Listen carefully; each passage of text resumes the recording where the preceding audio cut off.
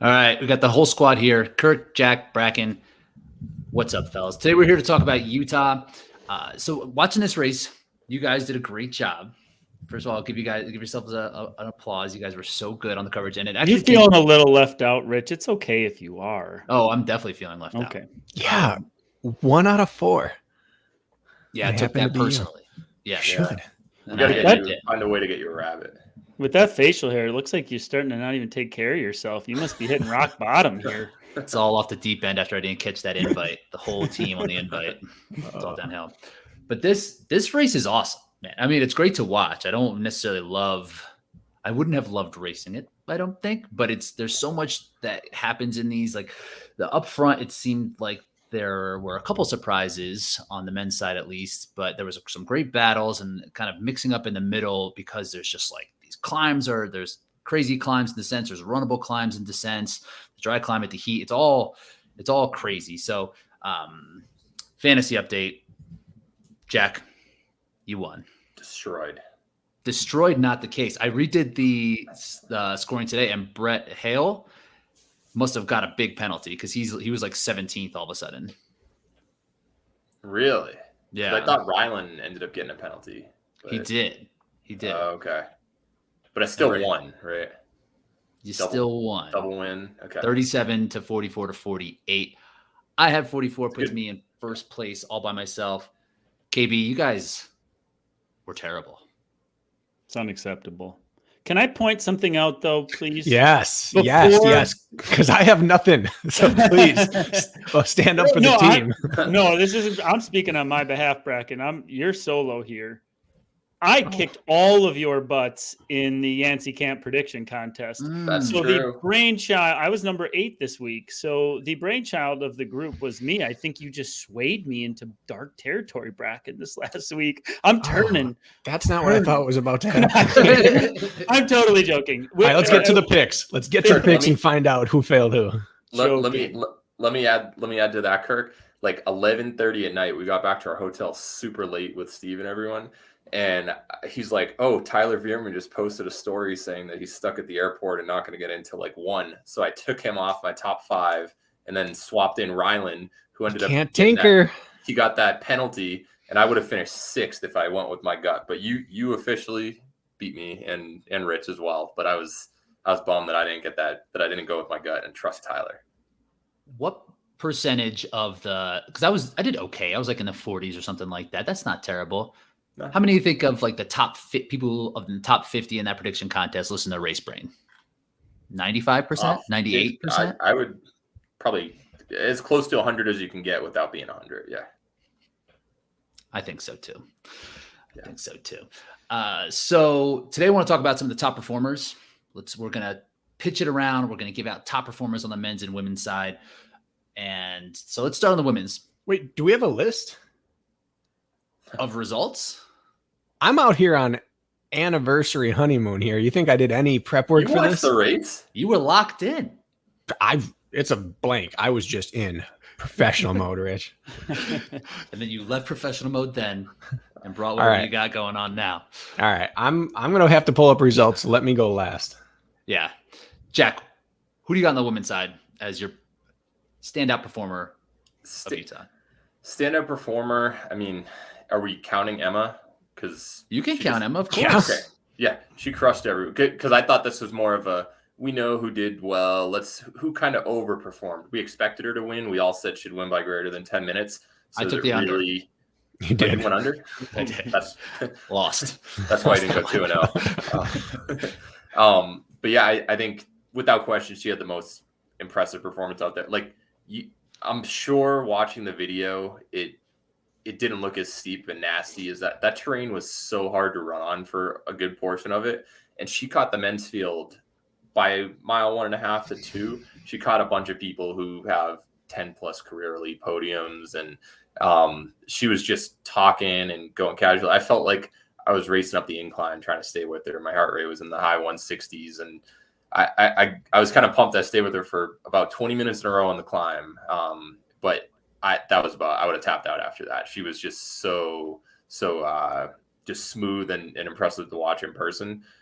So I'd go with Emma Cook Clark. She was just so impressive out there. See, I was ribbing you a bit out there saying you couldn't hang out on course, and here you are admitting that you couldn't hang out on course. But I feel like during the live broadcast you denied me, said, "No, I could hang. I'm choosing." No, that was on hot call. Oh, that was because some ultra guy told me, he was like, "Oh, there's second," so I stopped to turn back, and you know what happens when you stop for a few seconds and faster you recover. Yeah, you recover, and then close in on hot call like no one else did. I'm sure I'm the one who's going to do that. Yeah. I mean, Emma finished 12th overall, right? So she beat Matt Rock. She beat Jacob Klinker. Almost she beat VJ. Liam. Not far off of VJ. Yeah, no, seriously, about less than a minute behind VJ. So not being able to hang with her, I mean, I think that's fair. Can I say that makes it even more impressive this day and age? I feel like in years past, you'd see like a Lindsay Webster crack the top 10 or Nicole Miracle crack the top 10. Those were in the days of these brutal double sandbags where the men cracked more than the women, I feel like at times. And now that those big doubles are gone, tire flip. Now that those are out of the equation, it's harder for those top women to crack into the top 10 of the men because there's not as much to slow us down. So like a 12th place finish might be as good as we see out of a woman moving forward in these races because of the things that don't slow the men down as much anymore, if that makes sense. So it makes her performance very impressive. Even though she didn't crack the top 10 on the men's field, which we've seen happen in the past, doesn't take away how impressive her time was in comparison to the field. You following that argument there? Totally agree. Do you think that she seems like an athlete who is just going to put whatever she has on that day on the course? If there was a Lindsay Webster on this course or someone who could challenge her in this, is she going faster or do we just get whatever she has on any given day? Well, that's why she gets my vote for performance of the weekend, because she was the only person talking on course that we got to see. And it wasn't just the first climb, which is impressive enough. We've all raced at altitude. We know what the first climb feels like. And it's a sledgehammer to the chest, the legs, everything. And she was giggling. At one point, she stopped. And, oh, hey, high five. You don't have that in you unless you have that in you. And no one else did. And she did it all the way to the finish. She finished, kind of looked around like, all right, what should I do now? Where everyone else was on the ground or hands on knees. So I actually believe, had she started with the men, she would have been top 10. I think she was running at 85. Maybe I'll be generous and say 90% of all out effort. I don't think she did anything other than get I think she tempoed the course, and you rarely get to do that. She is consistently chatting out there, though. That just could be in her. Have we seen her not be that way? Mm-mm. Yeah, maybe what race is Asheville? She started out fast and got dropped after she had issues. She missed a bunch of right, but did we see any chatting after that? We really haven't. If you look back, we haven't seen her in a battle. She's either way out front or she's behind. The only battle she was in was Abu Dhabi, and no one was talking. Mm-hmm. Big Bear, a couple months ago. She wasn't really in a battle though. The battle was she broke about away, then Lindsay closed on the downhill. You're right. Closed, but they never really saw each other. They passed in the night, kind of, on that spear throw. That's I know good point. What you're saying is correct, but we haven't seen her 3 miles to go, neck and neck, other than Abu Dhabi. What do you think is a chink in her armor at this point? Because I'm starting to struggle to find one. We saw how fast she ran in San Luis Obispo when it was flat. She shot herself in the foot a bit because she missed Olympus there, I believe. We know she can run mountains. She schooled Lindsay Webster by 10 minutes in a pure mountain race out east or wherever that was 2 weeks ago. Mm-hmm. Is the only question mark now crummy obstacle conditions potentially that could cost her at this point? Because her fitness doesn't have any holes in it, I don't think, does it? We haven't seen sloppy mud this year. Mm-hmm. And almost the same thing as Lindsay. Occasionally missing obstacles while leading. But Lindsay, it was only spear generally, and she still wins. So, yeah, we're kind of reaching. Yeah. Maybe world championships. We just need to see that. She's at that point. So I just ran the numbers real quick just to back this up. So Emma actually set the record for largest percent gap between first and second in a national series race ever. She was 9.3% ahead. The old record was Nicole in Jacksonville in 2021, where she beat Miriam in the sprint. So this is the biggest gap performance ever. So the numbers don't lie either. What does that say about Nicole's performance, though, that she did it in like a 4-mile race? I know. Well, it's percentage. Yeah. Of course, Jack has that covered. That's true, but Apples still, to apples. you would think, Yeah. but the shorter the race, you would think the longer the people can fake it for Yes. and make it. Totally. Yep. Like you might just give up on the first climb at altitude. Everyone goes out hard. Yep. In Jacksonville. Yeah, but bottom line, we were just blown away talking about that performance, and Emma just one-upped it right there. So just shows you what territory she's in right now. We said it on camera. This is already an all-time great performance in terms of domination. Yep. Like to me, that's up there with Cody Mote's Breckenridge performance at the Beast Distance. Obviously, I was going to say Jacksonville, but maybe it's better than that. It's up there with the dominant wins. Yep. And just for the sake of when we talk about our all-time conversations, when we talked about the men and women a couple weeks back, we did have OCR World Championships kind of play a part in our conversation. Do you think she finishes those courses? Do you think she keeps her band at this point? Like, how do you think she does? Zuzana and Rhea got stuck on a couple things one time for like 30 minutes, and they finished in the 20s for their place. So I don't know. I think Spartan is still Spartan for the most part. And if that's what you're used to, you might have some hiccups on the course. You might be able to get away with it on the 3K because it's not as much grip throughout, the entire course. But I don't think that necessarily you can automatically put her as, on the podium there, because we've seen it before that it's not automatic.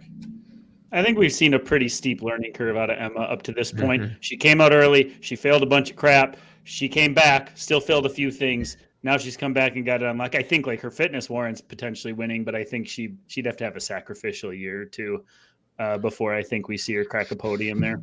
Even Killian, when he went to OCR Worlds after winning Tahoe his first time, I don't know if he DNF'd or he finished in like 4 hours or something, but he wasn't able to do a basic rig by today's standards. It was a big deal back then, but he struggled as well. That's an interesting comparison because we think of Killian winning Worlds like he was Killian, but that was only like his 4th race. Yeah.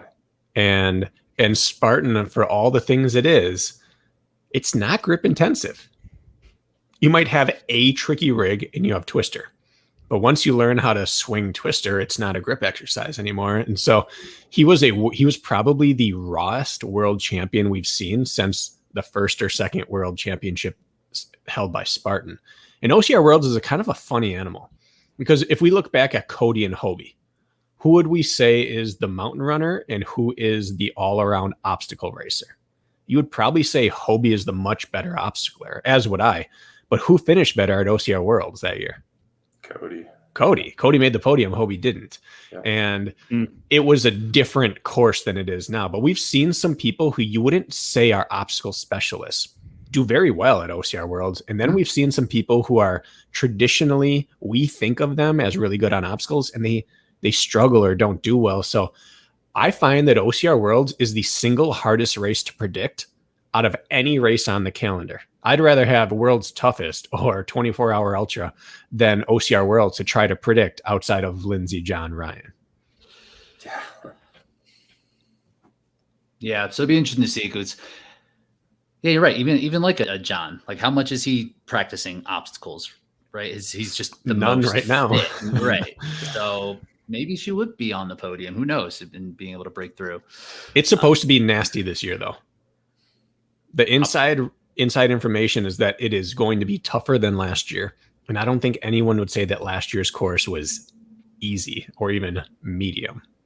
I don't think last year was that hard, but by comparison to previous years, it wasn't anything like, oh my god, we're trading war stories on a specific obstacle. It was like Ricochet. That was the only one, the zigzag looking thing at the end. But Ricochet got people, but so did was Valkyrie and What was the other Canyon, one? that was Canyon. annoying. Yeah, Yep. that one I had to redo that. So Anyway, my point is it wasn't a guaranteed pass race, and they're going to be tougher this year. So this would be a tough year for her to come in, but I think she answers every question if she makes even a podium there. I think you go top 5 there in your debut, that's like winning the race. Mm-hmm. Yeah, and that's just going to be how committed she is to this sport in general. This isn't her number one only big focus thing. She just likes doing, these mountain races, skimo. So I wouldn't necessarily anticipate her really putting big focus on like a very OCR specific race like OCR World Championships. I could see her get into the Stratton and just annihilating people on the climb now. Mm-hmm. Mm-hmm. She would have to. Yeah, that's true. Kirk, did you have anybody else for performer of the race here in Utah? Yeah, 2nd, 3rd, 4th, 6th place.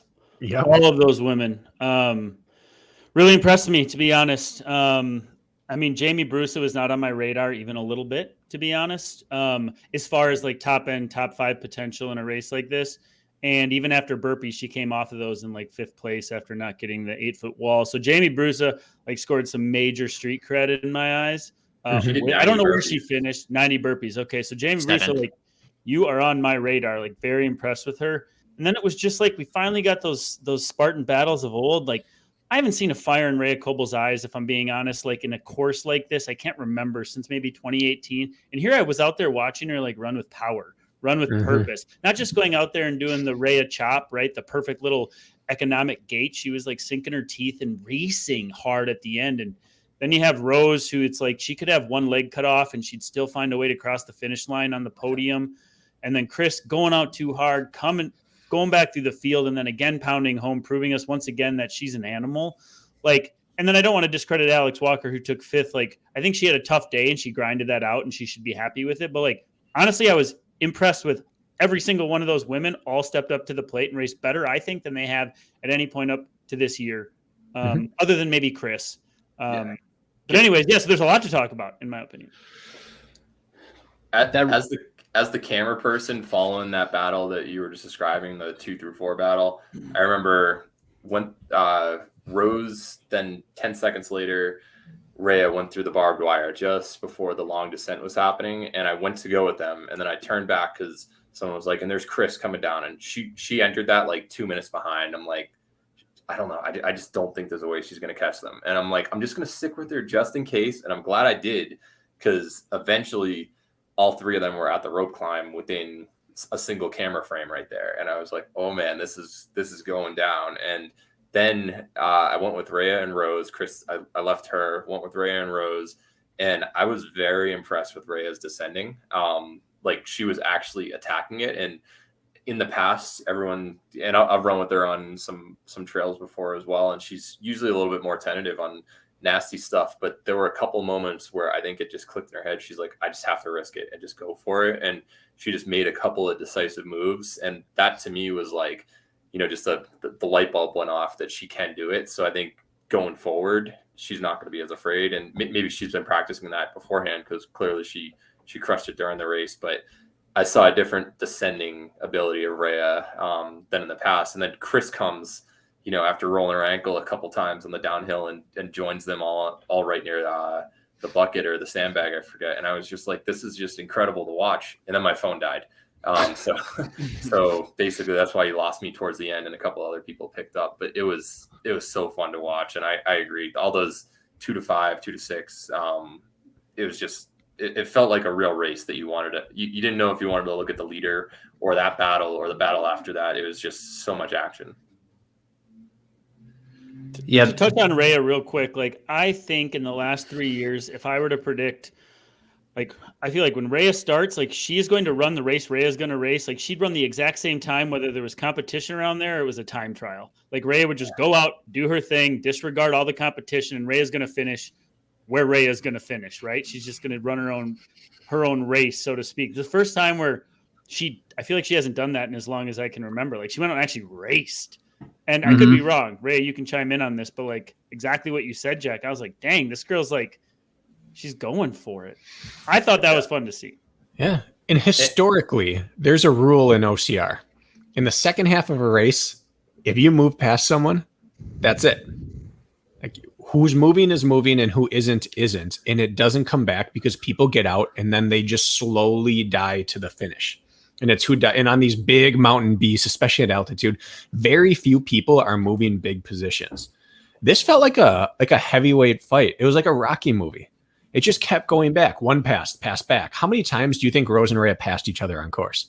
It had to have been double digits. Yeah. And add Kirsten to that. They were next to each other. Yeah. In Brusa early on, it's wild. And we haven't even said anything about Casey Monroe taking 6th place. And then Heather Golnick, Masters athlete, in 9th.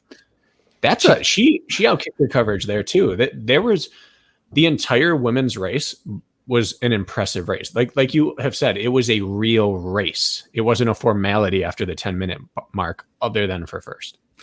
Shouts to Heather Golnick. Like she's a Masters athlete, but not how Kirk's about to be a Masters athlete. She's 52. Unreal. And getting top 10 at a race like this. That might be the most impressive performance of all time in anybody in a U.S. National Series. I had her on there. Yeah, that's pretty amazing. Yeah. She's old enough to have birthed 4th place. How wild is that?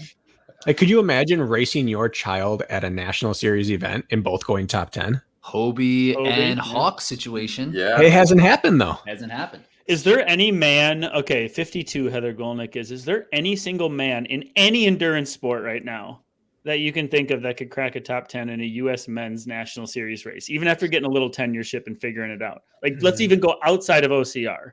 You think of one person? There's probably some Kenyan out there. I can't. In OCR? No way. Gebre Selassie will in a marathon when he's 50. Yeah.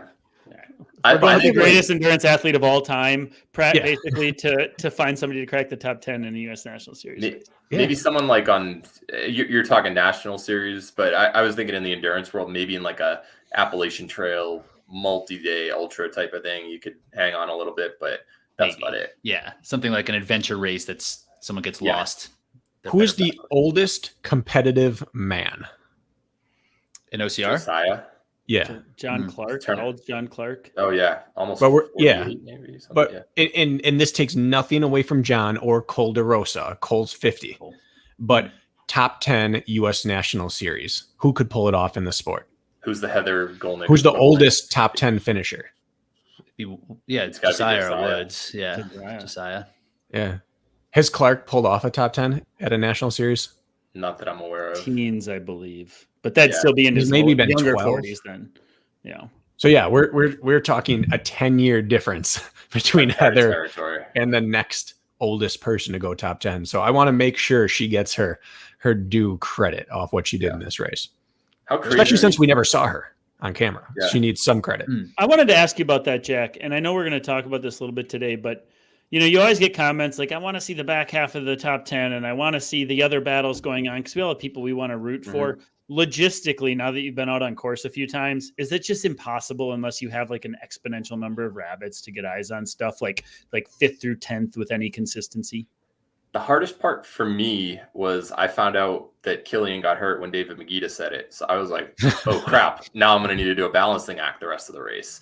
So that until the men finished, since you had such close time gaps between all of them, Jared, who was Hawk's college teammate, and Steve Hammond were basically covering the rest of the men's battle because they were also ahead and running faster. So I was like, okay, as soon as you guys finish, one of you needs to come back and help me. One of you stays down for the top 5 or so, and then come and help after that. But logistically, I do agree that I think you probably would need 3 rabbits to really do the full spectrum of the top 10.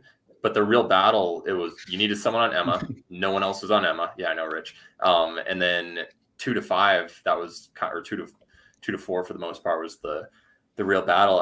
I think it would have been a 20+ minute gap behind, and it's just not what's telling the story of what the race is at the moment.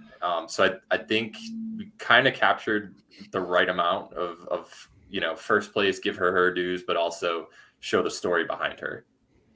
I'm just sitting at home. Watching the live card, checking the results. Rich Ryan, volunteer rabbit. I could be the best rabbit of all time. Yeah. I have some thoughts for this when we get to that part. Yeah. But before we get there, can anyone think of a race with more injuries than this race? Because something we always say about OCR, it has a shockingly few amount of injuries. Seriously. For what actually happens on course in the terrain that people bomb down through. You really hear like one ankle per race, or like one person in the open way breaks a leg or dislocate. And I'm sure they have a ton of medical stuff happen, but in the top 20, and then with the athletes that we deal with, I had 2 athletes roll an ankle. We had Killian roll an ankle. We watched 2 people roll an ankle in the top 10 in the women's on course. Who knows how many? I can't recall a race with more people dinged up afterwards. I thought Chris was going down when she rolled her ankle in that descent. I looked at, I'm like, oh my God, if that was on camera, they're going to say something. And then 2 seconds later, you chimed in and I was like, oh, that was nasty. Bracken, you say this though, and I think it's true with those ankles. It's like, and I've said this before on the Running Public, but it's like 90% of the time they're bluffing, but 10% of the time it's real. Meaning like you can fake it till you hit the finish line, and then you're going to have to deal with it later as soon as you stop that blood flow. But speaking of which, I had 3 athletes bited on course, 3 rolled ankles, 1 bashed his head into a rock and had to lay down for, before moving on. Like it was ridiculous out there. So what, like, was it because it looked like there were like those golf ball to like baseball size rollers that were just sitting on top of the trail is that right, Jack? And so people were just hitting those wrong. Is that what was happening? Yeah. And Josiah wiped out also. And so how steep did it look? What were you guys seeing on camera? Kirk, I know you've been at this venue. The camera doesn't do it justice. That was like 25-30% declines on loose rock for a good portion of that descent. It was steeper than bar trail for, Bracken, for you to kind of make a comparison. It was crazy for doing a long descent like that. And yeah, I would say there was a bunch of loose soil. And then as soon as you were like, oh sweet, we're off this crazy rock, then they put you through that brush where, the land was just all over the place. So you had to be super careful on your steps. So I was seeing it over and over again. Watching the ultra people go by, they were losing their footing, just going uphill. It was a lot of dry dirt, so it almost collapsed on you and you slide right back down at times. Like the camera doesn't do it justice. I tried showing that one time, but even there, I'm like, I watched the post-race production of it, and I was like, that doesn't even look as steep as it was. And I don't know. I wish the people could truly see how steep and difficult that terrain was. Before we cut in, like we had what do we have, Bracken? Like the first 15 minutes, we just lost. We actually had a conversation about that before we got chimed into it. So we talked exactly about that thing about like it looked steep, but we wanted to make sure the viewer understood like you're not visually seeing what it looked like. So we actually, before you probably heard us cut in, we actually dissected that exact same thing. And then when you were on that like that hill where like even Hawk was power hiking and Ray was power hiking, it looked 40%, didn't it? Like it did it justice. Okay, because like Hawk ran almost all that climb. There were a few moments when he was power hiking, that's only when it got even steeper than it was. But he was very much, I'm going to run every step if I can, kind of like Josiah and Rhea do. So when they drop to a hike, it's steep.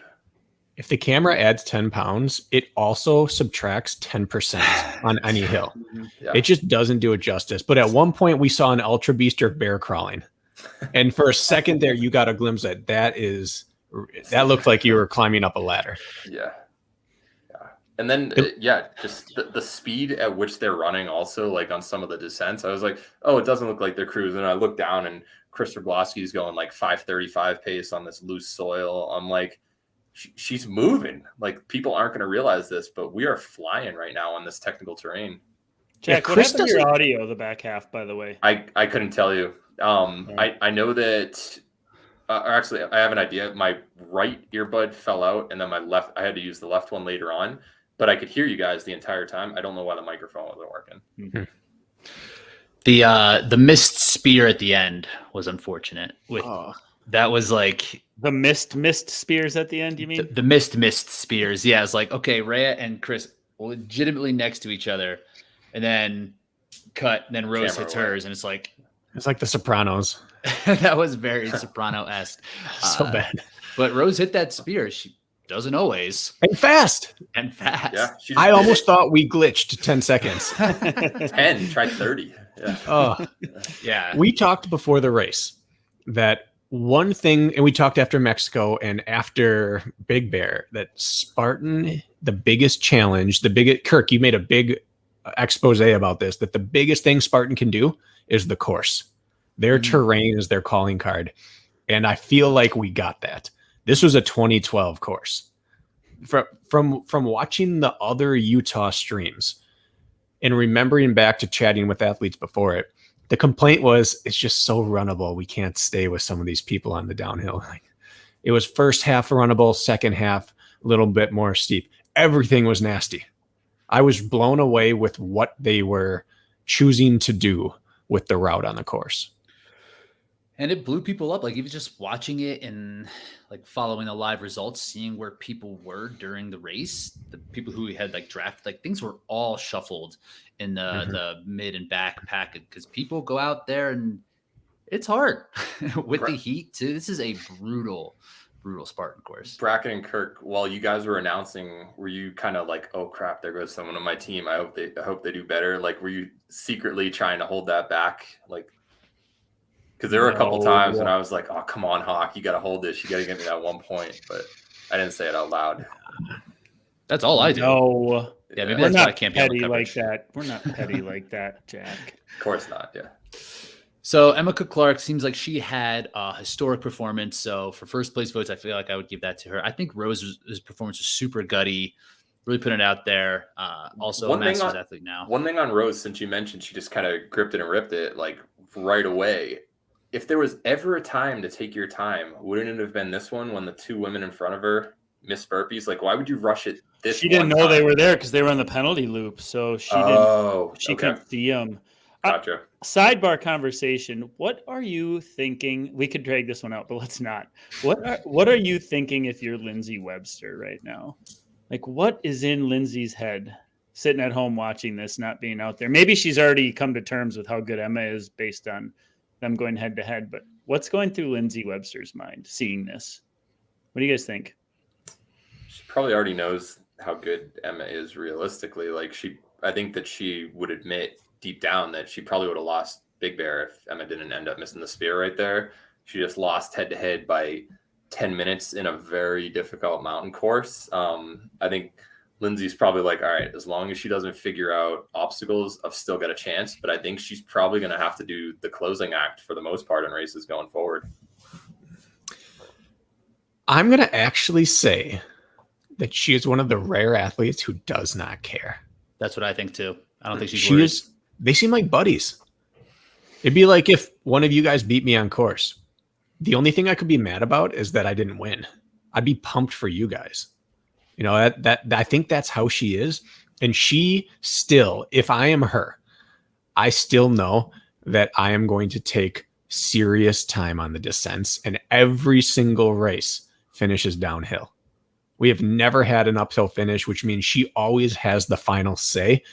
And as we saw with Ryan, the gap grows throughout the race. He was taking it a little on Josiah. Josiah started the second climb back ahead of him already, but then it starts to compound. And so their biggest strength happens at the time where it's most ripe to be taken advantage of. And I don't think she cares. I didn't mean that Lindsay was, afraid of her. I meant that, she sees her as a true threat at this point, but I don't think that Lindsay's going to run her own race. That's what's made her as good as she is. Yeah, I think that's fair. I think that she acknowledges that Emma is good enough to win a race that Lindsay's in, but I don't think it's like, oh, what do I have to do to beat Emma? Like, yeah, it's you know what? And I'm going to take the counter again. Jeez, I think Lindsay, because she's like the smiling little like docile assassin out there, I don't think she gets credit for how varied her strategies are. I think that she all the time puts herself in climbing debt when she's with Nicole and when she's with Emma. Watching her run the start of races, I think that she runs is her own race as far to the end of the spectrum against the studs as she can. When the studs aren't there, she runs her own race. But I think because she looks compact and smooth all the time, people forget that she puts herself into a world of hurt when Emma and Nicole are there. Kirk, you were about to say something. What do you? Well, I was just going to say, I agree with actually your takes on those. At the same time, you have to think it's like somebody like Lindsay, and then you look at her husband, Ryan Atkins. A lot of parallels you can draw between the two at this point. But both of them, like, they get to the top of the field, right? They've asserted their dominance. They've won U.S. National Series titles multiple times. And you think, like, well, they've risen to the top. They're young enough. They're going to stay there. And then this young kid, frickin' Hawk Call and VJ Jones comes up and humanizes you. And then an Emma Cook Clark comes in with the impending doom of a Nicole Miracle coming back and humanizes you up top. And it's like, you got to think, like, you've had some really dominant seasons, both Ryan and Lindsay. But, like, it's like, come on, like, I'm the best. And now, like, I'm better than I've ever been. Atkins is arguably as good or better than he's ever been. Same with Lindsay. Yet they're still getting beat by, like, new up and comers. And it's good for the sport. But, like, at some point, I mean, it's keeping them honest, but they also probably have to be like, come on. Like, come on. Yeah. Come Lindsay on. ain't getting beat. She is a perfect score still. Here's a question for you. I like it. Will we get that Nicole, Lindsay, Emma battle that we're looking for? I don't think they're going to do the full circuit, but if they show up, what are you thinking? If you're Rhea, Rose, Alex, Annie, you know, any of the next pack people, Chris, are you like, I'm not doing this anymore? No, because they're not missing Why? the podium if the three of them show up in a Spartan race. Like, $400 for 8th place. I'm not showing up. Listen, Hunter McIntyre posted a quote one time after like the second or third High Rocks. And he said, mess with the best, die like the rest. And that's kind of how I think those top dogs must feel. Like, come on. Like Kirk said, for a decade, I've been sitting here and there's always the next person who's going to come up and dethrone me. And maybe they beat me a time or two, but I'm just never going anywhere. It's on them to decide whether they're going to come back and pull it off again or not, but no off consistently against these people. Lindsay's been beat. Ryan's been beat. But they're still the best. And I think that they don't take the threats weighty as we take it because we're excited for what's going to happen next. And they're like, come on, there's been 8 new names. There's been an Emma. You know, there's been a Josiah. There's been a Lara. I've seen all this, and they all messed with me, and they all went their own separate way afterwards, and they're just too good. So looking at this series now after the race, because Lindsay didn't race and Emma missed a race as well, there are some women who have complete scores of the 4 races. So Chris is actually in first right now with 920. Lindsay's in second with a perfect 900. Then Alex is third, Rose is fourth, and Emma is fifth without a complete score. The rest of them do have complete scores. So it's looking like it's going to be Lindsay and Emma at the top of this when it all shakes out. Because Emma has a win in 2 seconds. So Emma doesn't statistically have a chance, does she? If she Lindsay does. I mean, if Lindsay shows up and takes care of, ends up third, even wouldn't Lindsay still win the series? I think it would third. I think she'd need like 4th. So she could take 4th or better. She could turn an ankle. Yeah, if she's outside the top 5, which Jack historically. Emma needed Mexico. I know. Yeah, she did. Yeah, she could have gotten a win there and have it like level of 2 wins. I mean, any mistake, Big Bear, slow. Mm-hmm. Yeah, slow is a really good opportunity for her as well. All of them, actually. She's kind of shot herself in the foot a few times. She should have had this series on lock, huh? Yeah, and that's the thing, what you mentioned, Kirk, like what would be the chink in her armor? It is just lack of experience, and these things can just go wrong in any point of the course, and like she's just experiencing that, and she has a couple times now. Can you think of any other precedent where there's an athlete who, if they didn't screw up, it would have just been unquestionable that they'd be a step above, but they still always manage to have like one error that keeps them from making that next step? Woodsy until he didn't. Oh, that's a good analogy. Yeah. Cody a bit. Yeah. I mean, I'm sure it's like in endurance sports, I think it's a lot, and a lot of it is like the mental reps you got to. I'm talking in Spartan specifically because I was just trying to see her counterpart, but I think Woods is a really good example. Mm-hmm. I rewatched The Last Dance. I rewatched The Last Dance after surgery, doing some non-impact work. All 10 episodes. Yeah, man, you got to get through stuff when you can't do anything, and it's great. That's one of my favorite non-impact cardio series to watch. But it struck me how every team had a chance to stop history from happening with the Bulls. There was always something. The Jazz had a chance. The Pistons had a chance. the Suns even for a little bit. I feel like there were teams that had a chance and they didn't pull it off. And this was the year, legacy-wise. Lindsay's retiring. This is her last dance. And Emma and the sport is going to look back and say, we were an Olympus away and a spear throw away from Lindsay not going out as the best. I mean, Emma could honestly have a dominant, if Emma does make her spear and then goes to Mexico, I don't think there's an argument that she wins Mexico. Or that she doesn't win Mexico. Suddenly she wins the series. And legacy-wise, it changes everything. And yet it's just like all those other teams. There are openings, but the best takes care of it. And Emma's she's like 1 year away from being able to take out Lindsay. And Lindsay's not going to have it happen to her. It's hard to win. It's hard to beat the best on top, right? And I think you're right. I think she is just going to go out that way. For sure. Like when you have the king or queen down, you can't miss. Right. And she missed twice. And that's going to define Lindsay's final year legacy. If it's her final year, we'll see. It's probably going to be her last full series, at least. She's going to go out never having lost a series rather than a passing of the guard. Think of the difference in her career if Emma wins her final year. Like, that's different. It leaves the door open for debate that Emma's career down the road, if Emma wins the series and wins Worlds, at least there's conversation now, but there isn't going to be. Mm-hmm. Anyway, Last Dance got me all nostalgic about OCR. It's a great watch. Let's move on to the dudes. So when we're talking about a performer of the race here, Kirk, what'd you think on the guy's side?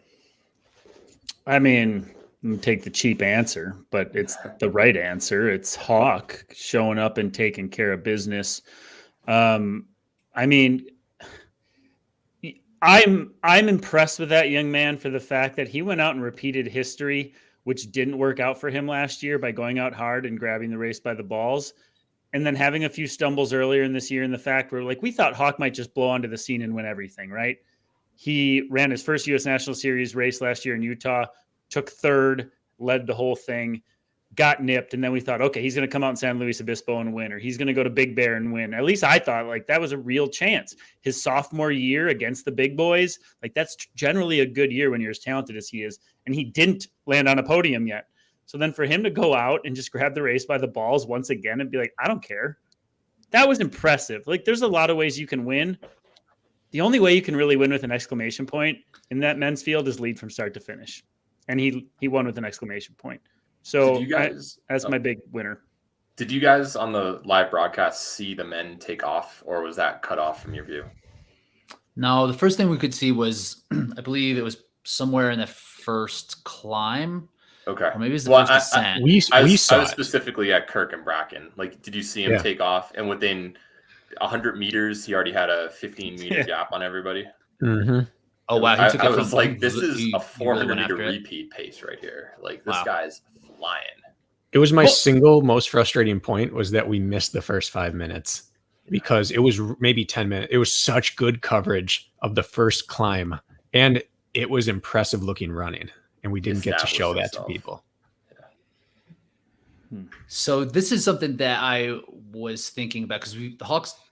Before you do, Rich, I cut Kirk off, and it wasn't just because he put the loss on me. I want to hear what Kirk had to say. Oh, I don't even remember anymore. I'm moving. We can move on. So now that you cut me off, floor is yours, Jack. I'm passing it to you, Bracken. So are we going on most impressive man? Well, I want to ask before we go in, like after Mexico, is like, okay, the home course really, really matters. And this is something that Jack, you've had some really cool stats on in terms of travel and where these races take place.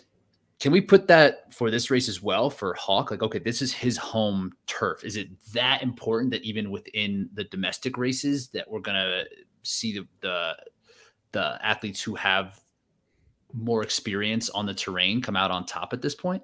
Yeah, I mean, what if Kirk, if there was a race near your house, would you feel a little more confident there than anywhere else because you're used to running on it? And Bracken, you said it in the broadcast, like use VJ as an example. It's like, oh, VJ can't find this type of terrain in Colorado Springs, even though it's not too far away, and it's a pretty similar type of elevation and steepness. But if you don't have that specificity right there and availability of it, you really can't do anything to prepare for it necessarily. And Hawk proved it.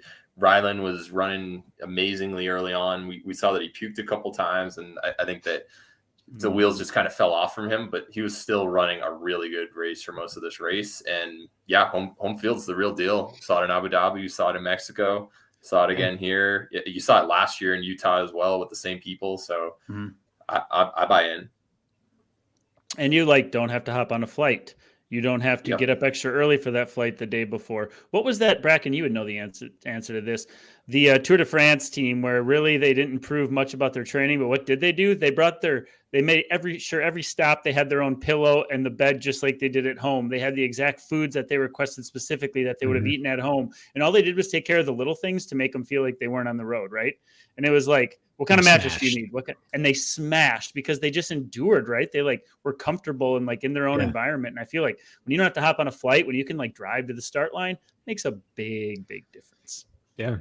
Let me read a little something off here to corroborate what everyone's saying.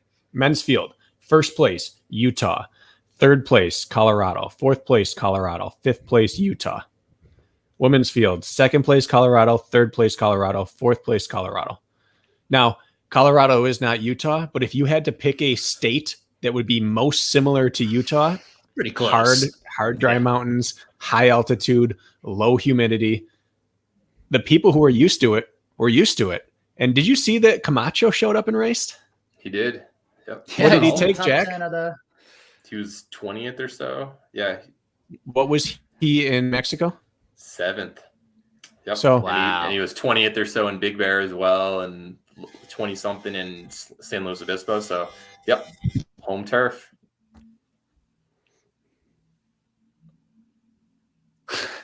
Bracken's having some technical issues on his end. I don't know what's going on here. Yeah. Is the air conditioner? You're outside of your home field, so you're he does not have home field advantage right now. So Bracken's underperforming at the moment. I would agree. So that's the thing for the next race, because next race in Canada, well, we'll have Kelowna, which we're not exactly sure what that looks like. Yeah, what is that going to be most similar to? From what I understand, sea level but dry, maybe. I mean, you could do a flat race in Colorado. You could do a mountain race in Colorado. I think it just depends on how they put it on. Well, and think if we said it's in Seattle, that could be 3 different races. That could be a mountain just outside of Seattle. It could be Snohomish Mountains. It could be dry, flat pancake, or it could be the same course after night or rain. It could be the sloppiest course anyone's ever seen. But then for the Blue Mountain race, I mean, you can kind of expect it to be a certain way, like the vegetation to be the certain way, the trails to be a certain way. So it's going to be the only East Coast race that we're actually going to get to see. A lot of people have run it also at OCR Worlds or in the Canadian Series last year. You had a few guys from the U.S. and go up there. So if they do the same type of terrain, despite running on a venue before, I still think you have to give home field advantage. Is it going to be like Whistler-esque? Like we've seen what that looks like, and it was steep, and or is it very different terrain over there? Do we know? At Blue Mountain? Blue Mountain to me. No, sorry. I was talking about Kelowna. Oh, I don't know. I was like, I don't think so. Yeah, no. I shouldn't speak out of pocket on that. I have an idea of what I think it is, but I shouldn't even put it out there. Just speculate. That's all we're doing. Yeah. But Blue Mountain is going to reward the East Coasters. Yeah, it's going to be like a Vernon or something like that. Yeah, Kempson's going to go blow in there and surprise people out. Yeah, Aaron, Ja. Yeah. Speaking of Ja. Yes. What a race. He ran great, and I was incorrect about his strategy. I believe he was with the top guys. Believe it or not, the Spartan results with the sector thing, it's not always accurate. Who knew? I didn't recognize him. I saw him on camera more than I thought I did. You didn't give him shouts? Kirk did at the end. He said that was Joshua Reed going through there. I saw him 2 or 3 times prior to that, and I couldn't place him, and so I didn't say anything. I didn't recognize the man on course. I don't know why. You know what I like seeing? Pants and like a Gumby colored shirt that had some Yeah. little ribbons at the bottom of it because he cut it for some airflow. He I even like went seeing- through. I like these seeing a monkey guy with bars. some muscles on him running well in the Yeah. mountains. That guy's got some. That boy's got some meat on him in a good way, right? And he's like one of those guys from like, God, these, because we probably have similar stats. How tall is Josh? Do you know? He's Rich? a little bit Probably taller. than 5'11", Is he? 6 feet. 5'11", 6 feet. Okay, yeah. but he's built, right? He's pretty built for running Yeah. as fast as he. He's probably not. He's pretty lean. I bet he's like 165, 170 right now. No, we had to use wide lens camera for him whenever he was in the shot. Look at I'm going to him. say he's shorter than you think and wider than you think. He's just going opposite. Point being Yeah, he's a is that bulky it's dude. always good to see a muscly guy go up, because I always say, like, at elevation, like these real tiny little mountain goats, like if you're 5'7" and $130, like you're going to fare much better in the mountains at elevation if you're coming from sea level. I know he's been living out at elevation, but to see like a muscly guy go and lay it down, climb well, descend well, like, that's one for the team, boy. Mhm. So nice job, Joshua. Do you still Did you look see at him and his be like, monkey bars? no, what did he do? He came flying through at 90, I but did not see like it, actually. matching. It was like he was Looked like launching he off hovered, of it. right? Like he was levitating across them. It was every bit as fast or faster than Atkins. He has really strong lockout strength. He And can Atkins do are one-arm freaky. pull-ups. He does one-arm pull-up on both sides. Well, his bad shoulder side, I don't think anymore, but he's pretty strong in terms of calisthenics. I saw him maybe 8th or 9th place at the top of those kind of first runnable switchbacks on the downhill before Stairway to Sparta. And I watched every single person, including Hawk, go by me. And I was like, Josh looks the best right now.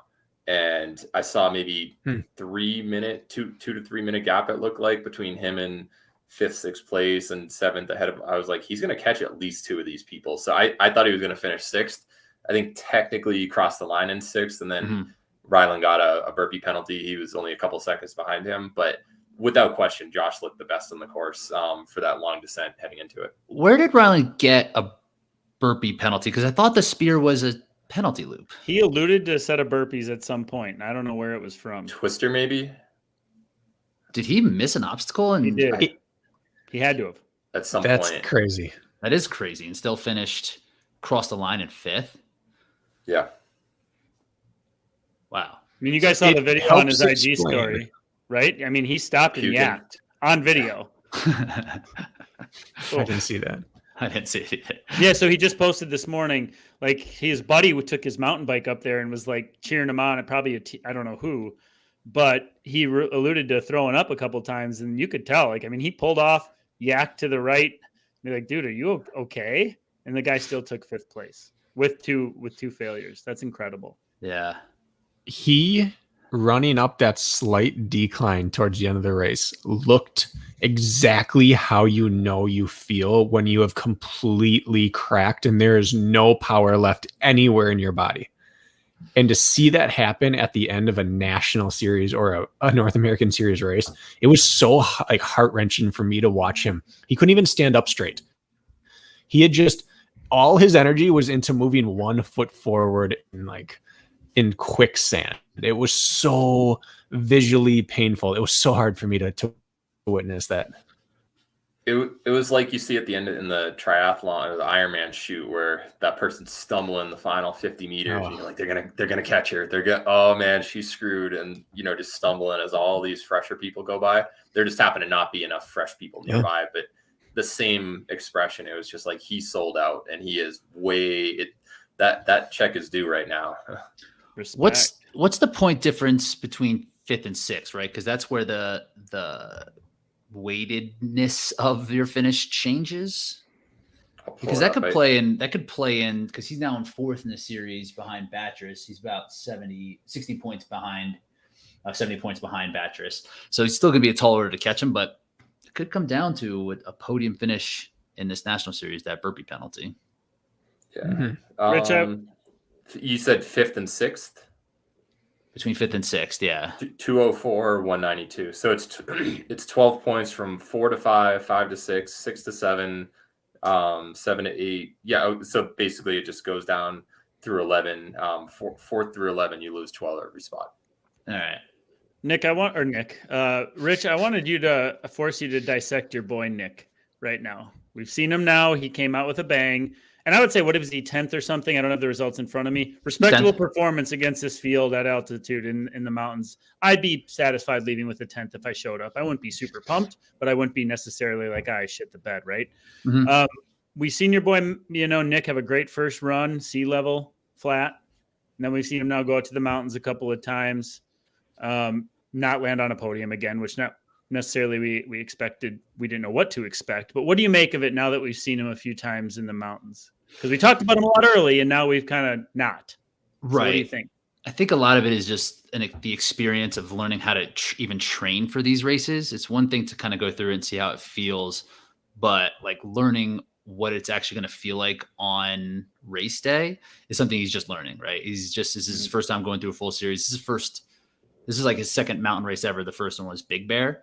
So he's like learning where his strengths and weaknesses are. And now needs to like kind of put a plan in place to improve, right? Like, cause he's talented, but he's not like, but he doesn't live and train in Utah, and his dad wasn't the best OCR athlete that we've ever seen. So he's going to have to kind of figure this out on his own and work his way up. Right. So I think he's just the same process that any of us would have to. I mean, Kirk, you went out and you have the incline trainer because you know that that's something you're going to have to work on and something you might not have access to. I think he's kind of in a similar spot to that. It was hands down the most frustrating part of entering the sport for me was I was training flat for 20 years. I didn't so much as go up a hill, and then I would go and lead a race. Like I led a race in Red Deer, Canada my first year, went up and raced with Mick and Austin and those guys and was like, I'm going to crush the world champs, which was a month later. Then I went out and got absolutely, I put my tail between my legs and got crushed by all those guys, embarrassed. Then it happened again the next year. It was like my fitness didn't translate even a little bit to the mountains. It was so frustrating. And for him to even go out, like I wanted to kind of pat him on the back, actually, was what I was getting at, saying like, he should be happy with these performances because they're pretty good if he's never raced mountains before.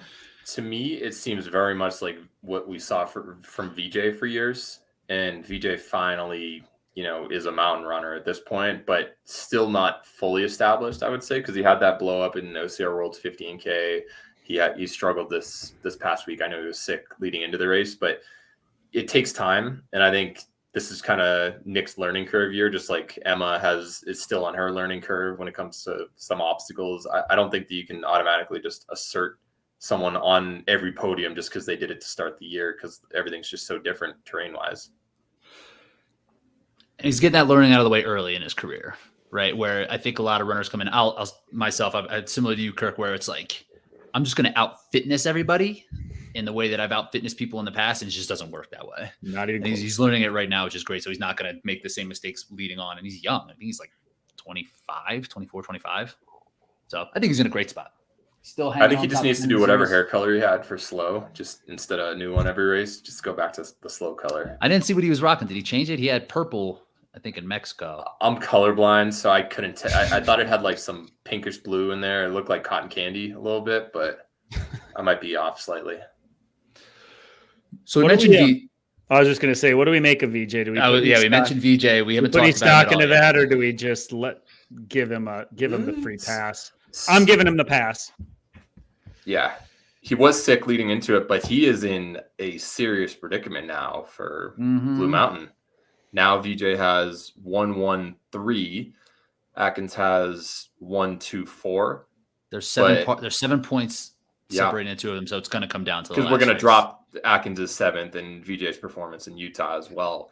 I think the gap, if Atkins wins, like he's going to win, but if Atkins gets second, I don't think that there's a way that VJ can win unless he actually gets ahead. Yeah, it's tough. If Atkins gets third, which is super improbable, VJ could probably get like one place off, but I don't know. It's going to be tough. He wasn't going to do this race to start the year. This wasn't on his schedule. So I don't know if it puts him in the predicament that, I mean, your logic is solid, other than he said, I wasn't going to do Utah, but I'll just go do it. It's part of my progression as an athlete. So he came in this year expecting to have to do Blue Mountain if he wanted the series win. He also talked about that the series no longer excited him when he had his little motivation slump. So he is in his predicament, but it's kind of what he expected. I don't give him a free pass. I think I think the race is it damages his aura right now. I'm not going to let it affect my expectations of him in his next race I think at all. that he's a little less frightening. No. You're No, freezing he up. Sorry, going- I'm talking over you. No, it's all right. What I said is I don't give him a free pass on it. Kirk, you take over. Frightens him. Finish his sentences as you should be able to. Your internet's failing you, Bracken. I think you're back. You're coming back. Can you hear me? We hear you. I'm gonna You say it don't in give him a 5 free. seconds. You don't give No him a free free pass. pass. People are less frightened of him now because he had a bad race, but he's still going to go out, and I'll expect him to win everything he enters. Okay, same. I guess I just wanted to dissect. So he had mentioned he came back from Mexico with a stomach bug and was training on the treadmill because of bathroom issues, I believe. I think he made a post Fact. about that. Yep. Okay, fact. So he Riker had like special. We also did a track workout, and he didn't do it unless there was a bathroom next to the track. So Okay. it lasted a while. Okay. I'll tell you what, after Bachelor in Paradise, I was there for 3 weeks. In Mexico, I didn't go to the bathroom right for like 6 months after that. It was like something was crap. going on. I'm not everybody anyway, so I empathize with you, VJ. But this issue wasn't the issue before the race, correct? He got some other sort of bug before the race, or was this just this Correct. like bathroom issue continued? This was like illness, not like a stomach bug. Okay, he had got sick, like traditional Yes. sick. Got it. Yeah, leading into it, but he kind of wanted to just see if he could make it, from what I've heard. Well, I will tell you, having bathroom issues, and Nick Riker could attest. And then after I can't believe making a Bachelor in Paradise reference to training here, but after my it was like diarrhea for like 6 months, I was depleted constantly. Like, sure, I was lean because I wasn't keeping anything in me, but I remember like being empty in workouts. So you have to imagine that perfect storm isn't ideal, is what I'm just getting at here. From personal experience, it wasn't for me. I mean, for sure. I mean, it's unfortunate that it happened at the timing of it, because I didn't realize this wasn't on his radar for a race that he wanted to do. But this was, of course, we even talked about it on the preview, that this is where he needs to kind of take care of business. You don't want to leave it to Blue Mountain. We just talked about home field advantage. That's what it is for Atkins, a beast distance. But just think Canada. of Big Bear last year. Did anybody think VJ stood a chance? It's like head to head, Atkins versus VJ at Big Bear. Power Super hiking, heavy distance, course. altitude, dry climate. Like, that is much more plausible than a beast distance.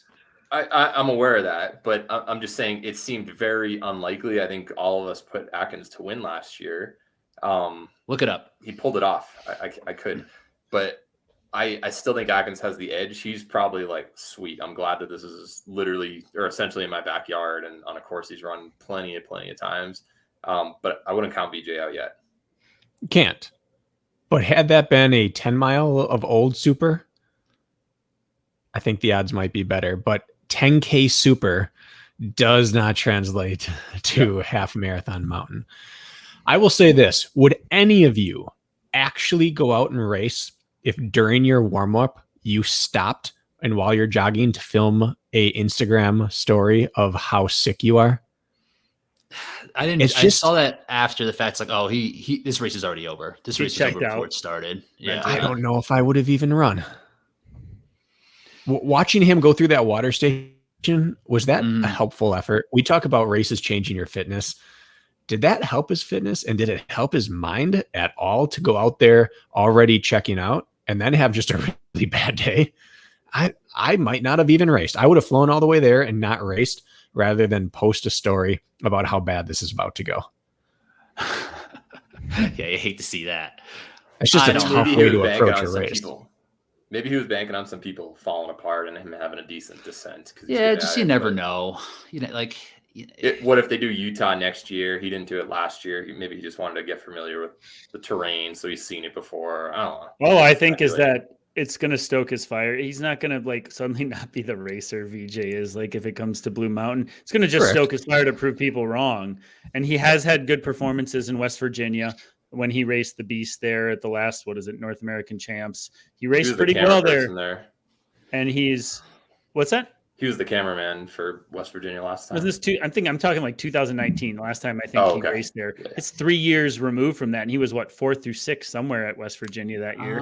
He was in like elementary school back then. So no, he was. I was in that race. He was. I forget where he finished. But point being, he's 3 years further in his career. So I don't know. If I were him, I'd be like keeping that receipt, as we say. Look what happened after he got embarrassed, to put it lightly, at Big Bear, and then in that 5K with Atras, came back. He put in all the work for Mexico, won his first ever beast, and I think that he probably was a little bit embarrassed with this performance despite the circumstances going into it. So he puts it together. He delivers when he puts his mind to it, and I think that he's going to want another title. I would need some serious plus odds to take him at Blue Mountain. Plus 450, maybe something like that. I don't know. Obscure number, yeah, something crazy. All right, so I also thought Tyler Veerman really brought it. Yep. For a race like this, he was in second for 97% of the race, racing hard.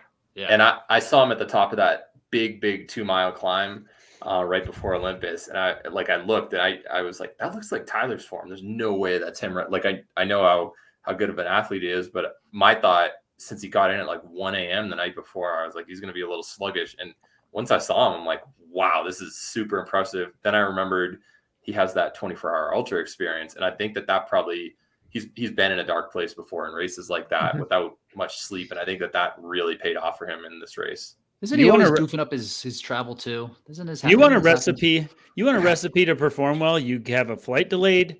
You get in late. You get less than 4 hours of sleep. You hit the start line with your adrenal glands full fire and in panic mode, and you go out there and you just lay down the best performance of your damn life. We see it over and over again. Mark Botras this year did the same thing. Rhea Coble years ago at Palmerton got like 2 hours of sleep and then took second. It was her best race to date. You see it like time and time again. Our buddy Bracken, Mike Ferguson, I remember once got in super late at the U.S. Champs down in Florida and ended up podiuming both days with a Robert Killian, Hobie Call, and Botras in the mix. Point being, like, and then I think about my bad travel plans where I'm like, there's no way. You go to the start line like loose, I'm going to give whatever my body gives me today. Like, and there's something like works about that. Like, a little pissed off. Like, I can't think of a time where an athlete's like, got in late, it sucked, and then they lay an egg. I like can't. Maybe they keep that to themselves, but I'd say book that 9 p.m. flight, get in late, get no sleep, eat like you don't normally do, and then show up without a care in the world, just being like, I'll just take whatever my body gives me today. I know for being the camera person, like we got back to the hotel and they didn't have a room. Like someone was already on the bed because I hadn't shown up yet. And I got like 3.5 hours of sleep with Steve Hammond, and both of us warming up. We're like, this is going to be a bad day. Yeah. And then you just put it together and able to keep up with people you probably shouldn't. So I agree. Your body does weird things under no sleep. So Hawk is the obvious performer of the race. I mean, I hate to pick the winners of both because I mean this is racing, so it's clear who did have the best outcome. But Josh really brought it too, and Tyler there as well. So it'll be interesting. I think it's just because of how commanding both of the wins were. Like that's what we're like. Hawk wire to wire. You don't see that in men's races. So that's what makes him. It's his first National Series win as well. It's truly like a breakout performance. If Atkins did it, we would have been like, all right, we've seen that before. But right. Well, and his finishing gap didn't tell the story of the race either. He had the only person probably in the sport, other than maybe John, who had the ability to make that 3-minute gap disappear. But he was still never in the mix. So that final gap looks like, wow, a pretty close race, kind of. It wasn't. It was a blowout until the 9th inning. And then they gave up a few garbage runs, and that was it. Mm-hmm. So let's move on then. You guys, as we've talked about several times so far on this chat, you guys were doing the coverage. And when we kind of put out our feelers for some suggestions that the listeners have about how to make this sport better over on our Instagram, give us a follow, Race.Brain. A lot of people were talking about the coverage. Like the coverage is something that is important to the sport, and it could help the growth. It could just help the interest pieces of it. So I wanted to have a conversation about it, especially because, you guys are in it now a little bit and you're also fans like most of us are here. So I wanted to see like what are some suggestions that you guys would have that could really help push this forward. And So like the one part about this when I was thinking about this conversation is that there's obviously a budget constraint for this. So do you want to have like two different conversations, like a realistic first, a realistic and an unlimited, like if there was no ceiling for how much could be spent, and one that's more like, okay, what can we actually do here? Or do we just want to keep it realistic? I think we should turn this right on you, Rich, Yeah, before you we start watched it. talking. You're the only one that wasn't involved on the production side. You watched it. That wasn't a slight dig, Bracken. Come on. Take it. Take it. He's taking it. Look at Adding that beard. chips. Yes.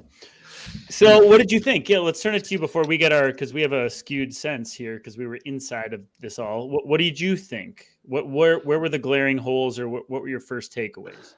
So this coverage was probably the best live coverage that we've seen at least in the last 2 or 3 years. When was the last time they did live coverage? It was Jacksonville 2020 they did. Or they did 1 year where they didn't have commentary, right, for the live results in Jacksonville, which was weird. And was that 2020? I think so.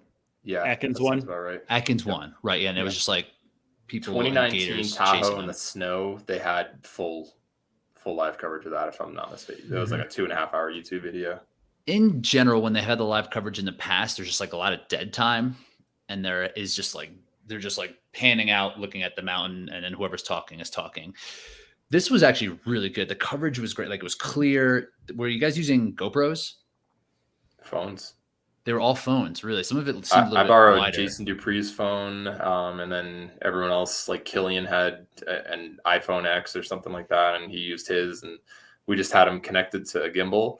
And what we realized is they last about 2 hours, 2 hours, 10 minutes. Yeah, so you gotta get that battery for a beast in Blue Mountain. We gotta at least get a battery pack or something on each of the phones. Mm-hmm.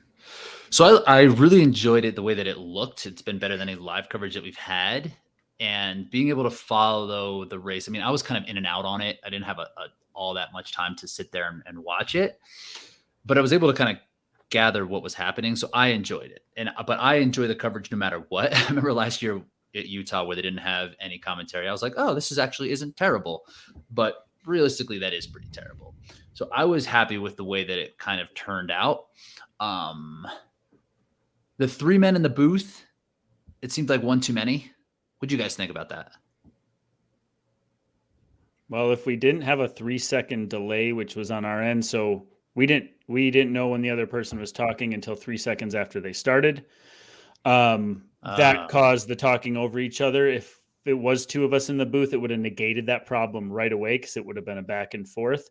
I actually think it was balanced out nicely. If we had no delay and didn't have to continually talk over each other without knowing, I think 3 was actually nice. We had 3 different perspectives that were helpful, but in a situation with a delay or a glitch, 2 would have been smoother on the back end. But that was the reason for all the talking over and interrupting. It was, we were blind, weren't we, Bracken? We had no idea when somebody else was going to talk. That was the tough part.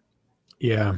We started with a rhythm, and we tried to make it that you never paused unless you were done.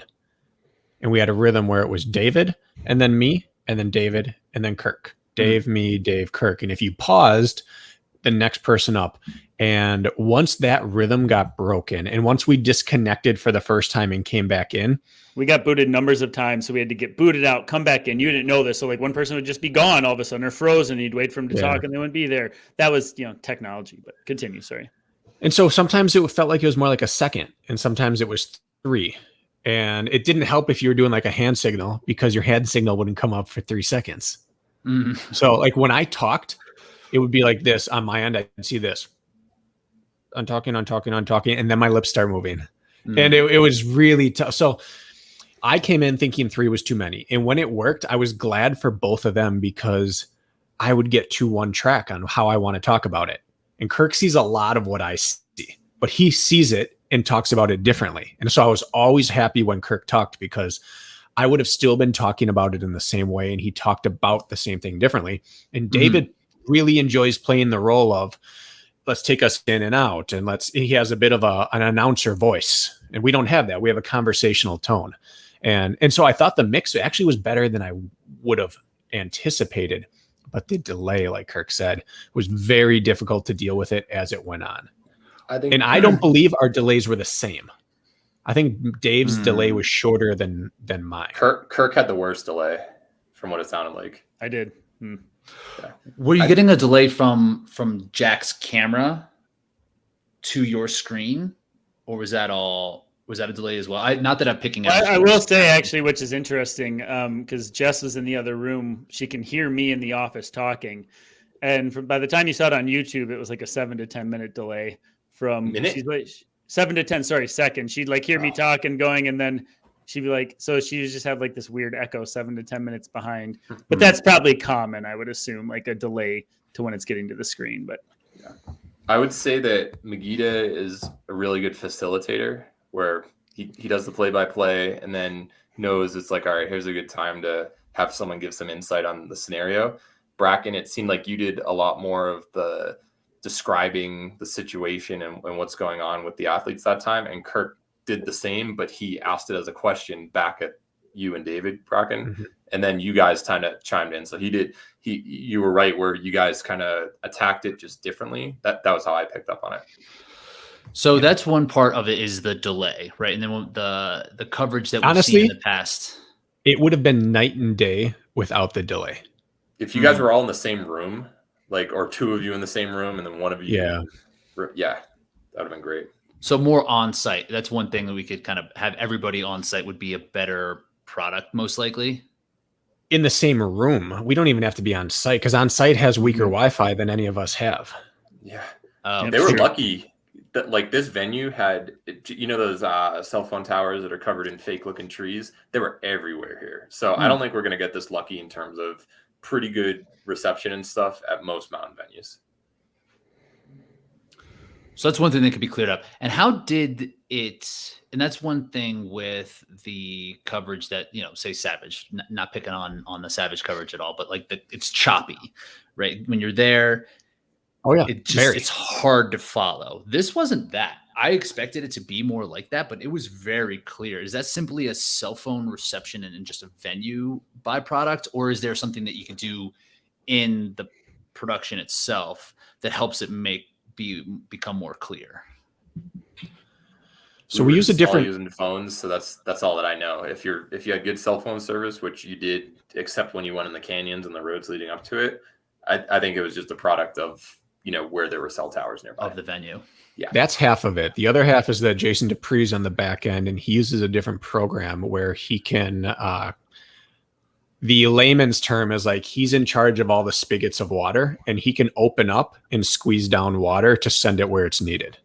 So the camera that he's on, he can control bit rate on that end and make sure that person's not throttled. So there is a piece to that. Now I'm glad it worked out well, but I was almost hoping that we'd have equivalent cell coverage to Savage so that we could see how much his program played versus how much cell coverage. And we got both. So it's really hard to differentiate. Maybe it was just all cell coverage, but you're right. We didn't get the stop motion animation that we've come to expect at a lot of these boondocky type venues. And to clarify, like for the listeners who don't know how this all like sort of went down, is typically in these live feed, I believe it is just a Spartan internal organization production, meaning Spartan staff are working on the live feed. And this is the first time like OCR Report stepped up to the plate and said, hey, like, let us do the live feed. You don't worry about it, Spartan. Like, let's see if we can put together a product that's any good. And so this is OCR Report staffed, run, hired out via OCR Report. Like typically if you worked for Spartan, like you're getting a paycheck from Spartan, whether you're like a rabbit or a commentator, like this paycheck isn't coming from Spartan, so to speak. So, and I don't want to talk too much on the back end, but point being, like, I think for OCR, so all I'm getting at is OCR Report's first crack at this, not doing this ever before, put out a product comparable or better than what Spartan has put out in any of their live streams. It can only get better. And it's OCR Report's first swing at this. Yeah. So very separate from Spartan. I do think that you mentioned, Bracken, that Jason was kind of controlling what appeared on the screen. I think it would have been okay a couple of times to put the three of you and your faces actually on the screen, because you see that where they'll show like Al Michaels during a football game or something like that when there's just a break in the action. Because there were a couple of points when it was like, oh, Killian went down, and it's like, well, I'm waiting for the women to come up the hill. I don't have anything to talk about, and no one else is with the men. It's like maybe they could have shown you for a couple of those breaks instead of just me getting into a different area or someone hopping on a gator or something like that. They could have shown that. Just minor things. I mean, as a consumer, I don't need to see your faces. No thanks. Yeah. I don't need to see Al Michaels' face. I don't even know what the basketball commentators look like. I don't need to see it. Yeah, I agree with that. I think that we shouldn't be the main driver there. And our plan was that we stay off until things go down. When there were lulls, we were going to come on. And then we actually didn't even get into this because we were scrambling so much on getting booted out of the coverage. I think 4 times I was disconnected out of the coverage in the second half of the race. But we had replay packages that were prepared to go back on. Part of his system is that he can have a running like delay going on, and he can record it and then bring it back. So we were going to have replays of things happening, and maybe other cams that weren't the main cam. You bring some footage that they got and we didn't show. Like we had Josiah fall off main cam. We could have brought that back in and talked about it, but luckily we didn't lose some rabbit all the time. So we didn't have as many lulls as we anticipated. We thought when it goes stop motion or when it goes totally black, that's when we'll roll those out. And I say I mean, that's when the booth will roll those out. And we didn't get put in those situations as much. We were in the situations. There were times there was a lull and we might've had 2 people not on the call at that moment because we weren't even in. I got stuck at the end. You guys both got booted, and Jason. So we hear the producer, Jason, in our ears. The audience can't. And he's like, Kirk, I think they're gone, man. Take us out. And I was say some what? stuff. So I was like, all right, well, and I was starting to send us off, and then I was ready to wrap it all up, and then you popped back on last minute and gave me. So I talked in circles, impromptu, and those are things you're just going to deal with, like, and it never got aired. So I don't know if the whole system was glitched anyway. So nobody saw it, but that stuff happens. It was interesting on my end. Every time I got booted, I had to go through the rejoin process 2 to 3 times before it happened. So I'd close out the window, re-click the link, put my name in, double check that my audio and video were coming through my mic and not through my headset, and then get to the green room, but it would be totally blank. And then the second time I do it, it would be blue. And then the third time I'd get allowed in. And so it wasn't even like join, rejoin. It was, they were like a rigmarole that had to go through. But I would just like to jump in, like not totally flip the subject on this broadcast, but like the main comments are in regards to it, like some of them are pretty negative, right? Like, oh, like if I would much rather just wait 2 weeks and get a clean product instead of this absolute garbage, right? And like people are forgetting, like this footage exists. Like they can still do something with this footage and put together a nice tight 30-minute package if they so choose. So this is like a privilege for you folks to be getting any sort of live coverage. If you hate it, tune out. And if you like it, stay tuned in. But like this footage isn't gone into space. Like if anybody wants to put a package together, we can. So like this is a service that shouldn't really expect to be perfect. And everybody wanted it.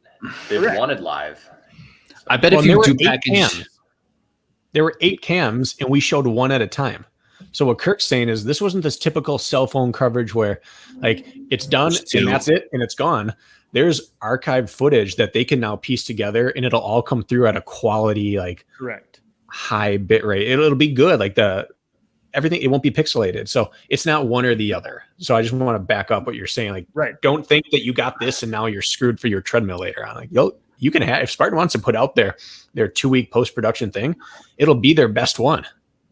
Mm-hmm. But it will be watched less than this one. I would almost bet money on it. If you look at the viewership of this live feed, it's already above anything that one of those post-production views have gotten. I don't know what it's at. It's in like the low teen thousands or something. Go look at the post-production viewership. The viewership is low compared to what the live ones get. It still is. It's bizarre. It's us on the treadmill 15 times per month. Right. I really don't like the cut part. I like the full race. And Bracken, we had this conversation on the previous episode where it's like, oh, it's the rabbits, not the commentators, but it's both, right? It's like allowing you guys to explain and giving you the space to explain what's happening. When it's cut, when it's just like you're in the middle of something and then it gets cut and then you can't like finish it. I really don't enjoy that product at all. I don't like I watch basketball games like that sometimes, but only just to save time if I'm not doing it. But like, I'd much rather watch the full freaking game. Yeah. So what do you guys think about rabbits? Is 2 per gender, assuming Killian didn't get hurt? Is that a good amount? Because there were times when I'd switch over to the men because they happen to be there. Like, do you think that you should have 2 dedicated per gender, or just kind of mix and match throughout the entire broadcast? Just wondering what's more helpful. Well, I have like this whole theory about this. So let's go to me last. Rich, why don't you jump in? I've been thinking about it a lot. Yeah, I can't really speak to it because I don't know ins and outs.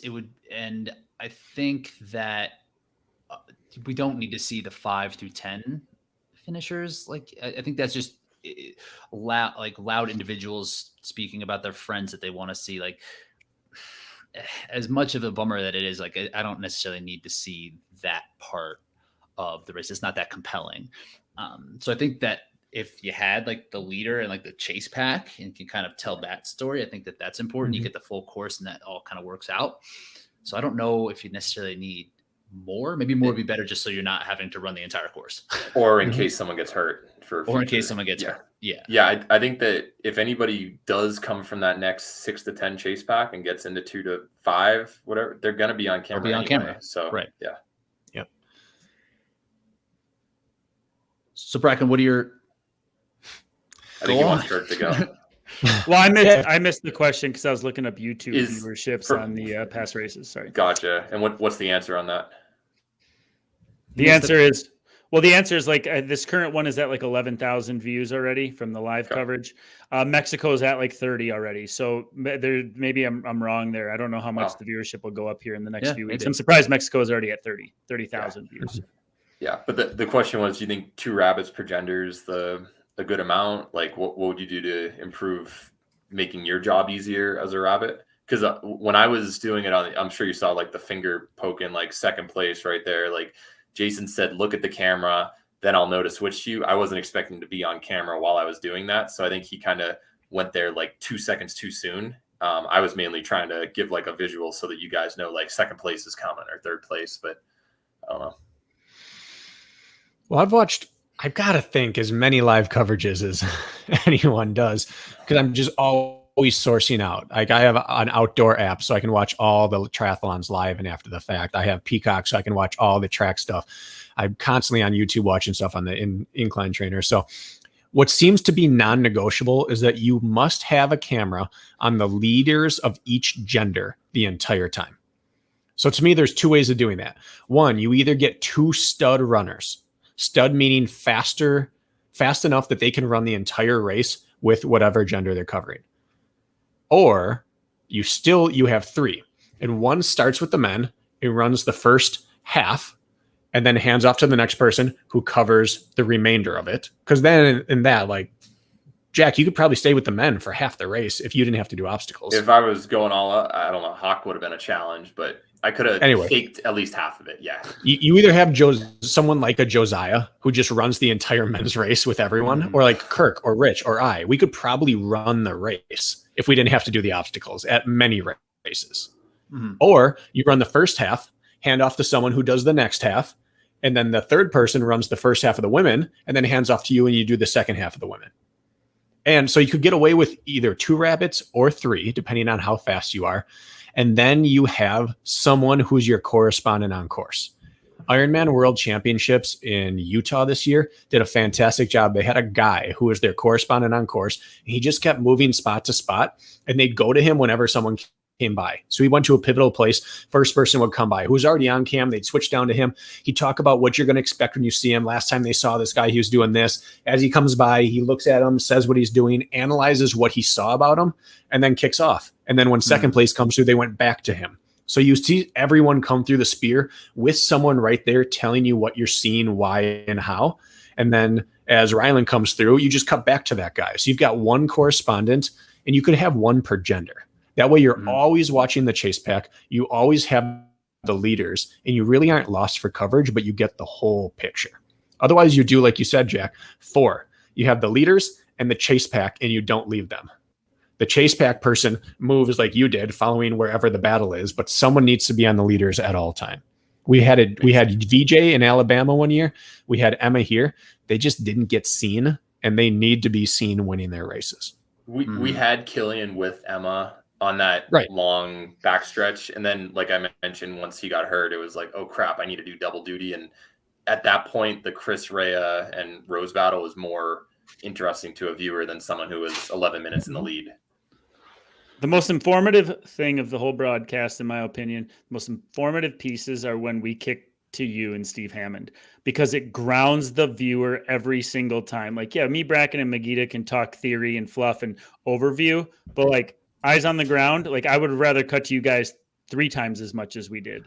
I think that it was super, super valuable, and we should do more of that. That's one way to improve this. Just keep grounding the audience with what's happening. And the way to ground the audience is actually talk to somebody on the ground. Yeah, So we're you're trying saying to have that Steve be the male follower all year, and I'm with the women all year. So that kind of is to your point, Bracken, that you mentioned before. But stopping in and cutting to you guys even more often would only be helpful for following the story. Yeah. Even if it's 30 to 60-second bits, it's not gonna in a Should be 2.5 hour broadcast. That's nothing. Yep. And is that the way you would be? You would ideally want to see it play out? Is the rabbit would be the one corresponding, or would there be someone like a Magida out there running with the rabbit and stopping and talking about what's happening, so they're like fully on camera? Yeah, nobody's gonna know it better than the people running right next to him. Yeah.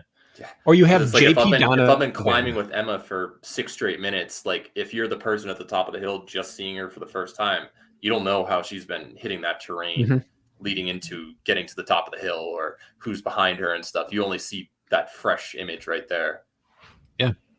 Yeah, exactly. And what this guy in Iron Man was able to do, which I loved his perspective, even though I felt like he was wrong or just saying things that weren't great, he had perspective. So because he kept saying, oh, she looks great. She's having such easy. It's not even hard yet. Like, well, you don't know that. But he'd be like, when this person came by through, they were seated on their seat at like a pretty high cadence. And this woman came through, and she was the only one out of these 3 in that chase group who was up out of her seat attacking. And she had to have put 3 minutes on the rest of the chase just through this spot because she was in a big gear pushing. You know, those little things are so good to know, and they give you a frame of reference for what's going to come next. Now forward to, I know 7th place was up out of her saddle pushing. So I can't wait till we get our next our check-in to see how much she's gained, or does she blow up because of it? And that's the stuff that Jack can do on course. That's the stuff like maybe a 3-man booth isn't the one. Maybe you take one of us and you put us down on the course and say, get to spots and do your commentary from down there. We're going to kick to you every 3 minutes, and you got 30 seconds. Tell us what you see and get to a new spot, and you're just roving. Rich, like we could have a 4-man booth and 2 people are just roving correspondents. I think that adds so much richness to the broadcast. I'm busy. I can't make it. Not available. He's already butthurt. He might I will not be say, Jack, richness. So yeah, there's Rich. And I will say, like, and patting you on the back a little bit, Jack. I know, apparently we're mean to you, but not anymore. You do a heck of a job out there, man. You're easy to listen to. You're surprisingly good to look at, and you deliver with like really concise points. And then Steve Hammond is his wonderful little accent, and he's all, wild and crazy. And like you guys complement each other really well on course as far as kicking to 2 different like styles of humans. And so like, I don't think anything changes there. Like I that's the best in course live commentary between you 2 that we've gotten in the field. So I want to give you that compliment, and you should keep it going. Yeah. So Rich, before you take over, I want to give him one more compliment. I feel like he's owed that. No, is it the show's worse now? Show was great. Hey, I went 2-0 this week, Rich. I deserve compliments. Did I ruin it? Did I turn it the wrong way? Being too nice to Jack. The show sucks now. Shut your mouth. Shut your mouth and listen. Shut up. Yeah. Shut your mouth, Jack, and let me compliment you. You shut up when I talk to you. Yeah. When you kick to someone on course, or when a volunteer says, 2-minute gap, you have no idea what that means. We all know that when you say a number on course, it's a real number, and that adds like a finality to it. When you say it is a 30-second gap, we know it's 29 to 31, and it's not going to be any different than that swing. So I do like that because you're known as the numbers guy, we know your numbers aren't just like, oh yeah, it's about a minute since they passed, and that could be 4, it could be 20 seconds. Yeah. Leaving it up. No, I'm all about accuracy. So I try to make your lives easier, because you can have a stopwatch in the booth just watching it, but if there's a delay in the coverage, it might, you switch screen, they don't get back exactly at that point where you have your check mark. You don't know where that person is necessarily. So I try to help you out. I have nothing nice to say. What about drones? Drones seem like they would be a real logical thing to have in a race like this, and have it be coupled with rabbits. I know it's expensive. We're in dream world, and the battery's not great on these things. Apparently, like they only have 30 to 45 minutes of actual flight time, which I thought was interesting. They have a which is limited enough for a distance climb. out. Yeah, they've done the starts. You remember San Luis Obispo? They had the first 4 or 5 minutes just hovering, following people. It's just the range. You can't get more than I think it was like 0.7 or 0.8 miles out due to the mountains. Like you can't have them above everybody on the trees and stuff. But yeah, they try it at the start, but I think that's also to give us a head start to get out there so that we can give a quick hit once people have started to separate a few minutes into the race. I think that's kind of their goal with that as well. This may be unpopular opinion, but I think the drone footage is absolutely garbage. I think all we watch are little ants, and we see, yes, it gives us some sort of perspective. I think it's not worth, the juice isn't worth the squeeze on that. Like, we never learn anything about what's actually happening in the race from these drone footages. Even early on in San Luis Obispo, it's like, who's that? I can't even see who's up front. Like, is that, we're like, it's pure speculation. This on the ground footage 10 times over is better than any bullshit drone footage, in my opinion, that I've seen in any past races. That's just my opinion. You're right. And that's why you have to get drone operators, people that is like, I would get Jung Young Pak. That man has made a career out of drones now, and he knows OCR and endurance. You get people that are able to get within 10 feet, 15 feet of the athletes and hold it there. You cannot have those soaring whip around. Spartan was whipping all around the venue and then zooming up to 200 feet in the sky. Like you said, it's ants and it's annoying. But if you could get someone who could just be a drone operator and really do it, because some of these drone operators are unbelievable. If you had the budget, perfect world, I'd station them out there on their gators, and you got this half mile and you got the next half mile. You could do it in stadiums. You could follow these people. If you ever watch those drone games, and do you guys see Ambulance, the new Michael Bay movie? No. He hired the best drone operators or racers in the world, and they're flying in and out of explosions and following the cars at 100 miles per hour, 2 inches above their windshield. Like, there are people out there. So if you had budget, you could have nonstop 4K drone coverage. Right. But we just get ants, Kirk. You're right. It seems like they're making it more for some sort of promo video that they could put on Instagram or something like that. That seems to be the use case for drones in Spartan right now. But that's what I was thinking, bracket too. They don't have to be that high. I mean, they could be in it. Yeah. I'd work on those mountain courses, but half our course is in dense vegetation. Like, I always think back to when Ryan Kempson had his breakout win. It did his race such a disservice because half the feed we were in a drone looking down on the jungles of Florida, speculating on what was going on. It was worthless. Half the footage was worthless. I felt bad that we should have better eyes on him for his big impact victory. Things like that, like, it's just, they fall short. One other thing, or if you want to add on to drones, Rich, go ahead. But one other thing that I think would be helpful is if they had like a display where if I named off that so-and-so's a minute 15 behind and then 220, but like just listing that and keeping it up there for a couple minutes so that people can see that. I feel like a static display once Steve or I named, or you guys named it off, just so people know what the current top 5 is. And then suddenly 15 minutes later, Chris moves into the picture. And now instead of second, she's 5th. And, people have like a little perspective. You have the up arrow or a down arrow by the number of places that have moved since last time. And I feel like that would be pretty helpful. That would be great. That's like what they do for collegiate cross country, which is almost useless because it's a pack of 100 people within 5 seconds. Yeah. And or look at the top all over the place. Look at the top left corner of this right now. You've got the clock going. Just how deep into the race are we? Men's and women's clock, a few minutes separate.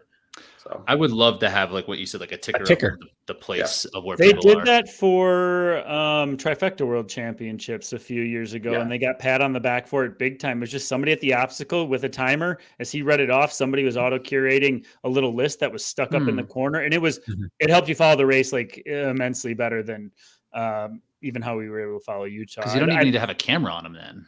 If it's just things could happen. What's the first thing? People enter the chat. Who's in first? Who's in third?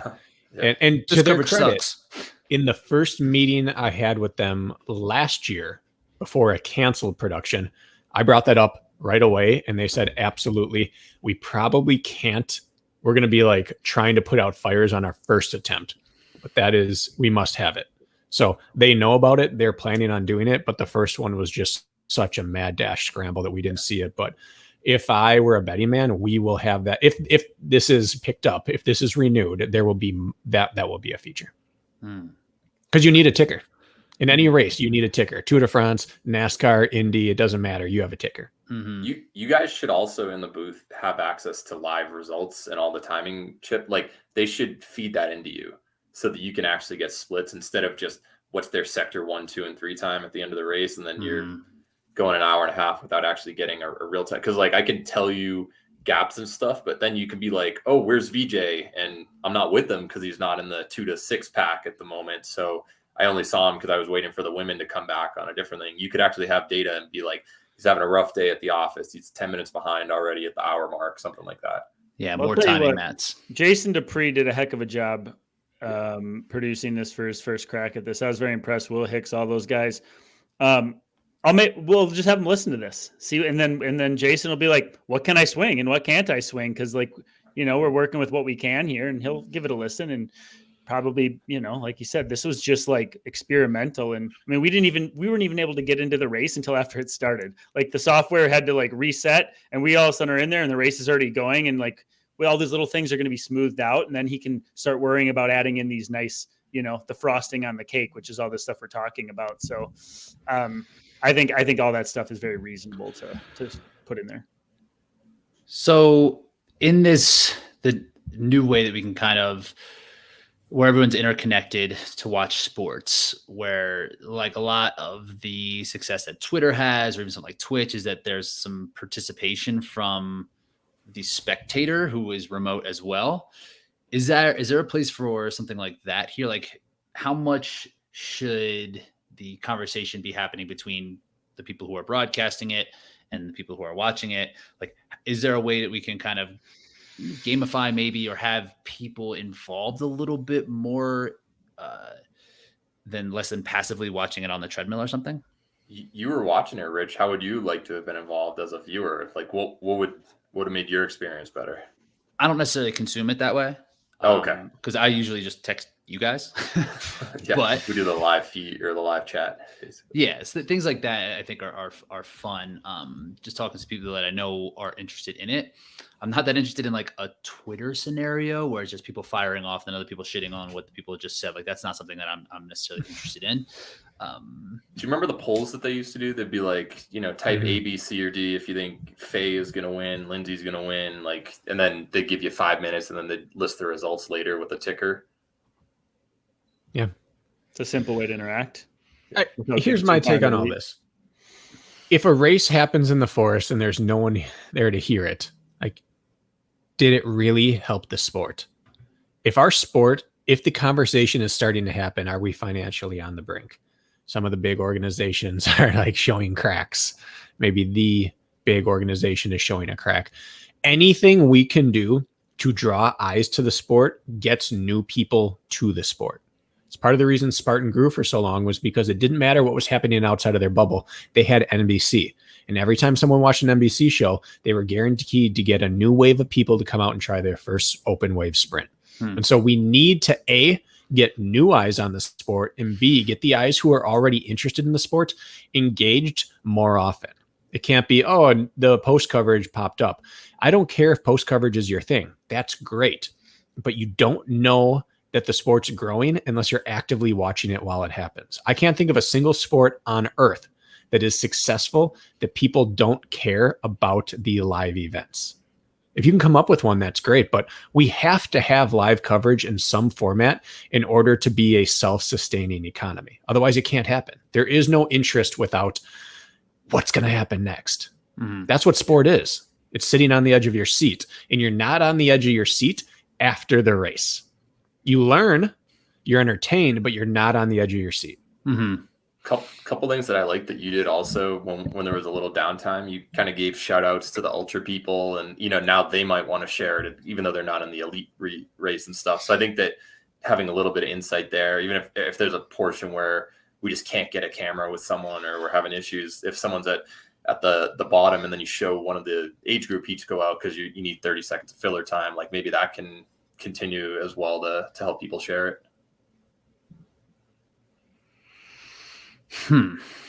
Yeah. I don't know. What I will else?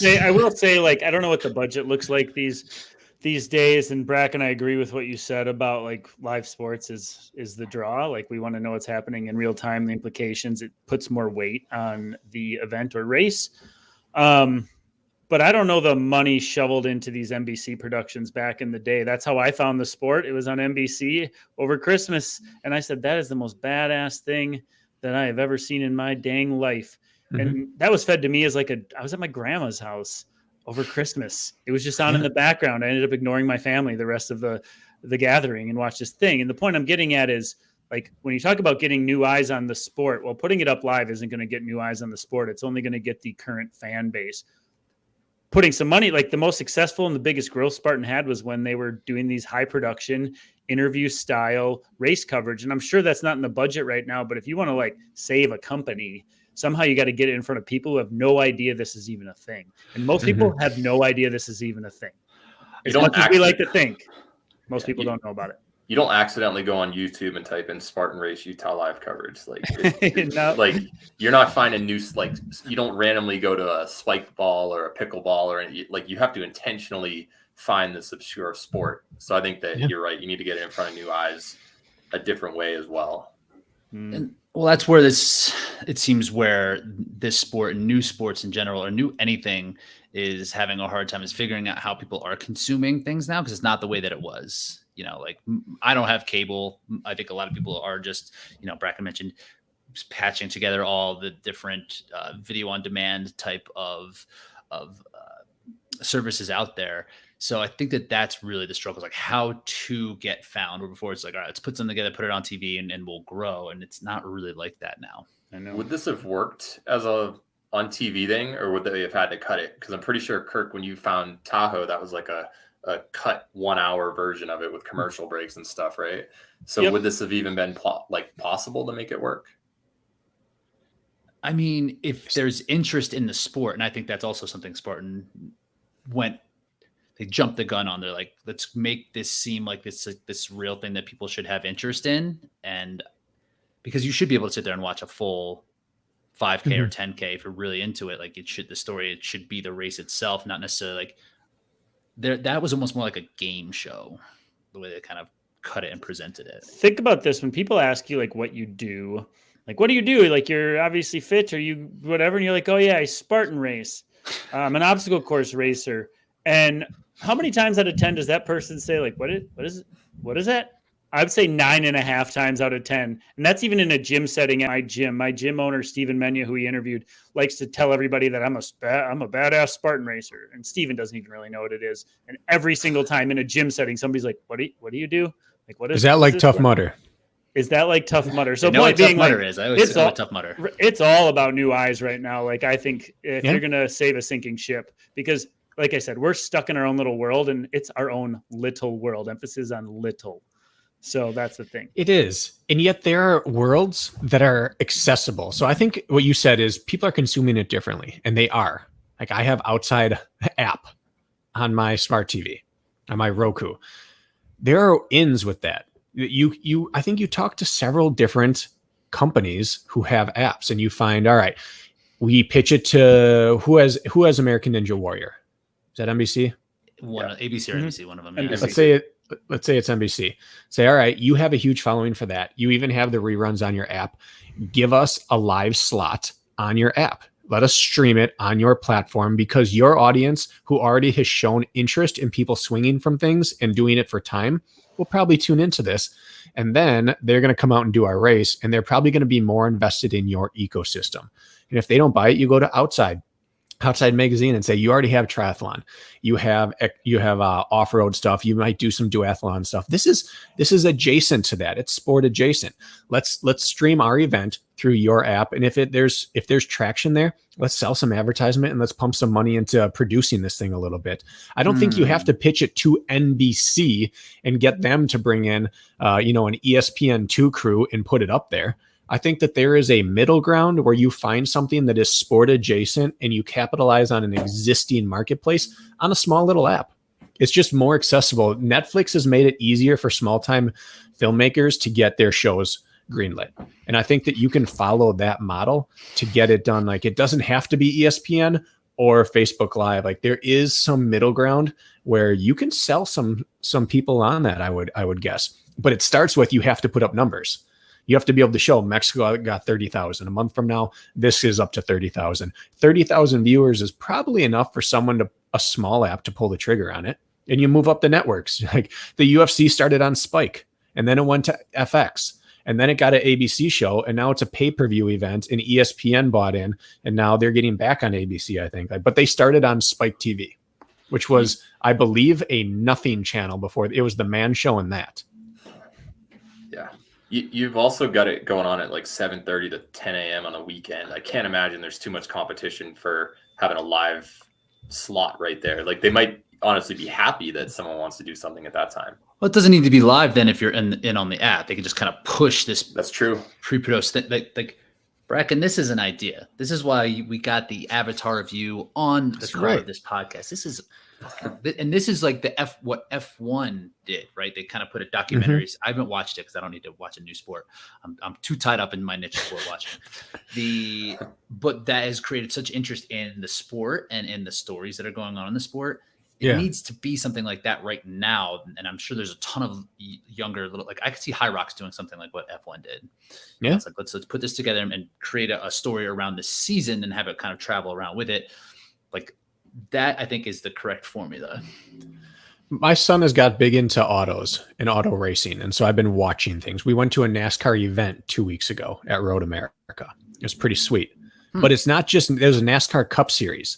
But the day before is the NASCAR Xfinity Series. And earlier in the day is the NASCAR Truck Series. And then on Friday night, they've got some Pro-Am racing. And on Thursday night, it's like little dirt track cars whirring around in circles. So they have feeder systems for the athletes, but also for different genres that lead you into their big funnel. And so it could be as simple as when Ironman Kona airs on Sunday morning and they build up the big pre-hype and all the interviews on Saturday after that, they lead with, and here's a Spartan race. Like, it fills some time there. There are ways to partner, not even just with adjacent sports, but to be we're the pregame show to something big. Have a time. I think there's people can expect to see something similar. If ITU series starts on Saturday at 8 a.m., then Friday night is Spartan race.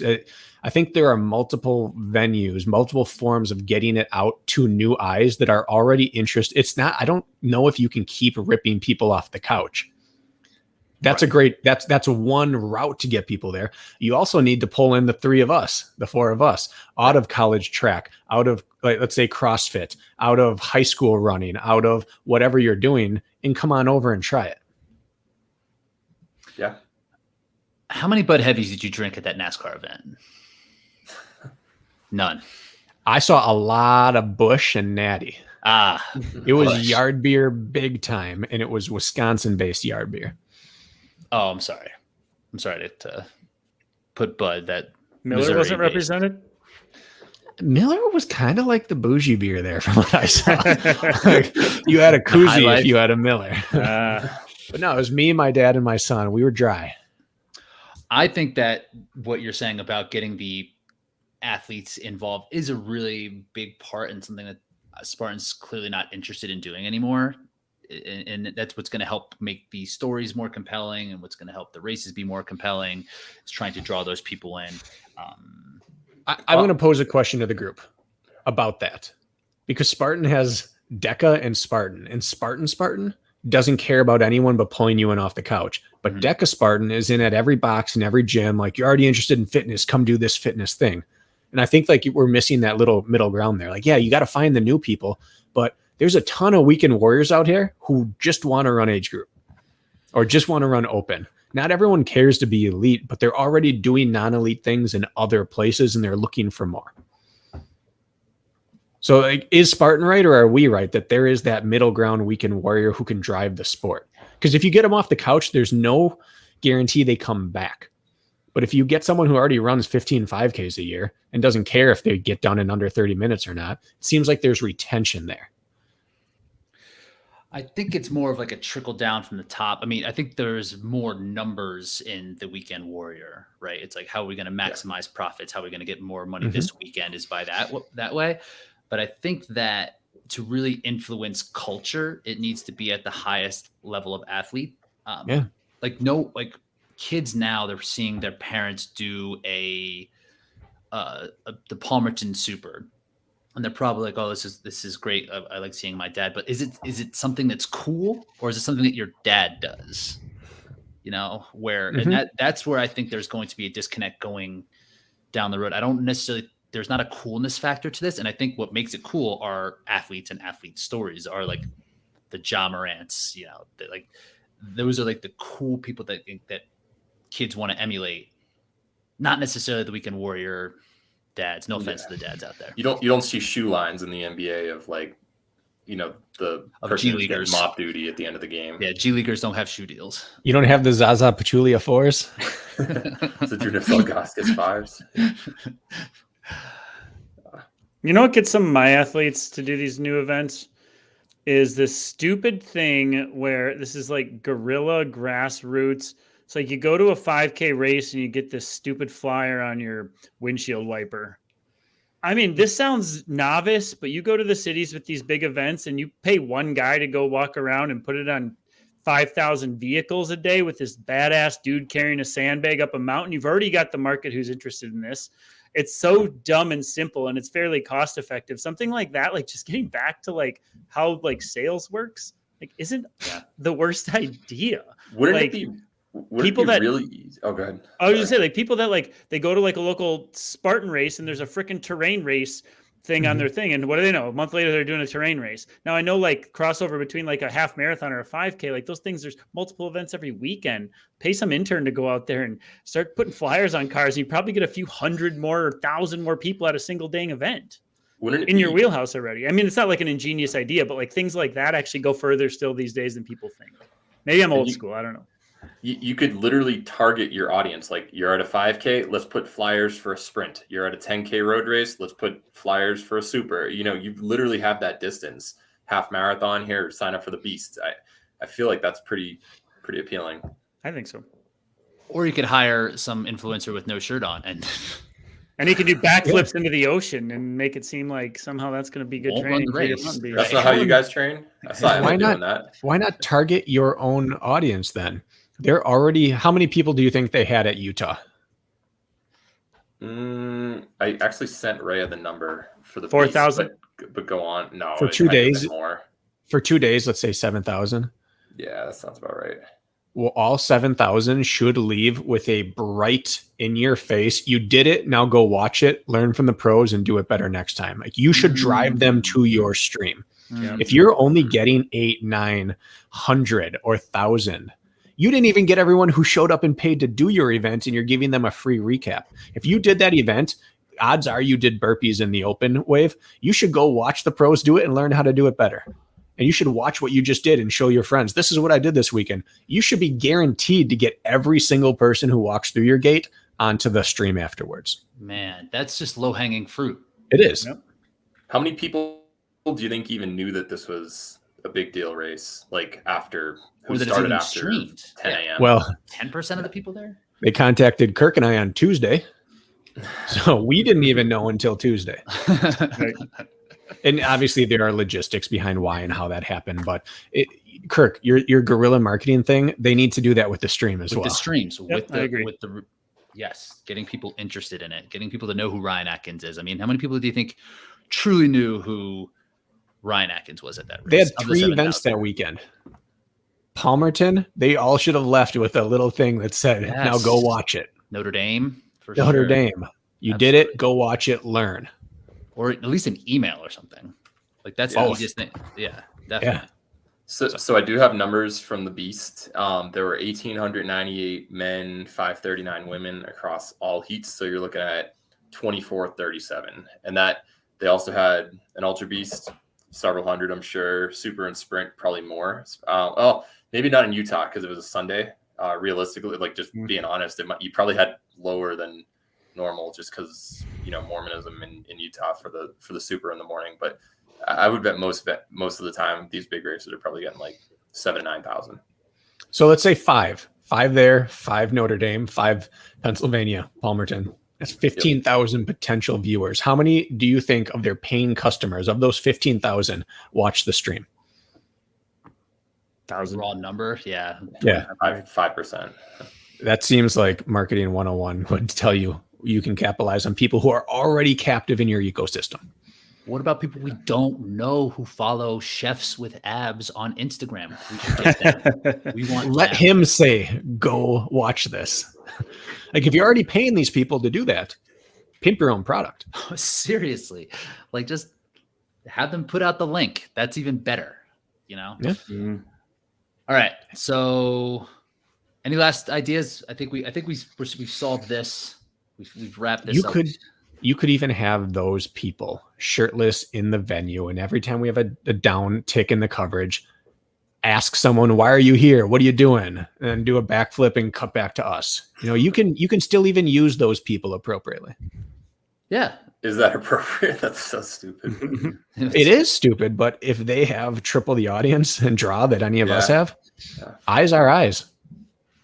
Sir, are you saying that we need another Randy Moss type thing, or? Yeah, but used appropriately. Don't dress him like he just walked into Salvation Army and let him stumble around course. Put him in the car. Yeah. Have him post on social media that you should watch this coverage. Right. Not just come do our race. Like, hey, like, dive into it, be invested in it, change the way that you live because of this, and like what you're interested in because of this product that we have. Not just, here's your t-shirt, here's your medal, see you next year. Like, become part of the community. Damn it. It's a lot of potential. I think. Oh, all right. Last one. What would you guys grade it? 1 to 10. How it came out? 7. Do we get Based to on grade the sliding circumstances. scale? Do what? On Spartan scale, not regular television standards. Both. Regular television 5. Endurance sports that I watch on YouTube, I'd give it a solid 7. Yeah. Same. With 7, potential 7.5. for rapid upward growth if we sort out bugs. Yeah. Based on what we're used to, 8.5, 9. We saw more race footage, actual minutes spent watching athletes run, than the Golden Trail Series. Right. Wow. Mm-hmm. Yeah. And that's awesome. Right. Compared to other sports, like, if I just turned it on, I'd be like, I don't know what this is. I mean, you just got to think. 5's fair. First swing at it. I mean, anything can always go better, right? It always can go better, and there were issues. But first swing, you got to give it another chance at least to remedy some of the low-hanging fruit, right? Like a second run makes sense. We don't know if it'll get picked up or not, but first swing, Spartan had a lot of swings at this, and I feel like this was as good as any of them that they've taken already. So you gotta let us do it again. Yeah. Well, even back in the NBC days, at the World Championships, we lost footage for like an hour one time because a bear broke the cable that they had strung up through the trees.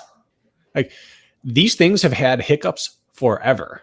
So getting a solid C+ maybe on your first attempt, I think warrants a follow-up. All right. It's interesting. Show me what you can do. Never been mad about a C+. And I will happily say, remove me. I won't say remove Kirk. No, go ahead and say it. Remove us. We don't care. We want live coverage for the sport. Like, if we're the cog that's like breaking, remove us. There are always other options out there, but let's not give up on this idea yet. It makes too much sense. Maybe that could be my place, is being that person who hands out flyers at the on the back. It has a little Race Brain logo. Pure And fitness. You got 9,000 cars. You got 90 minutes. Go. I can do it. I will set the record. Yeah. All right, dudes. This was fun. So we're wrapping it up. That'll be all. Smooth and Everybody smooth. should watch the coverage. Oh, wow. I'm going to trademark that.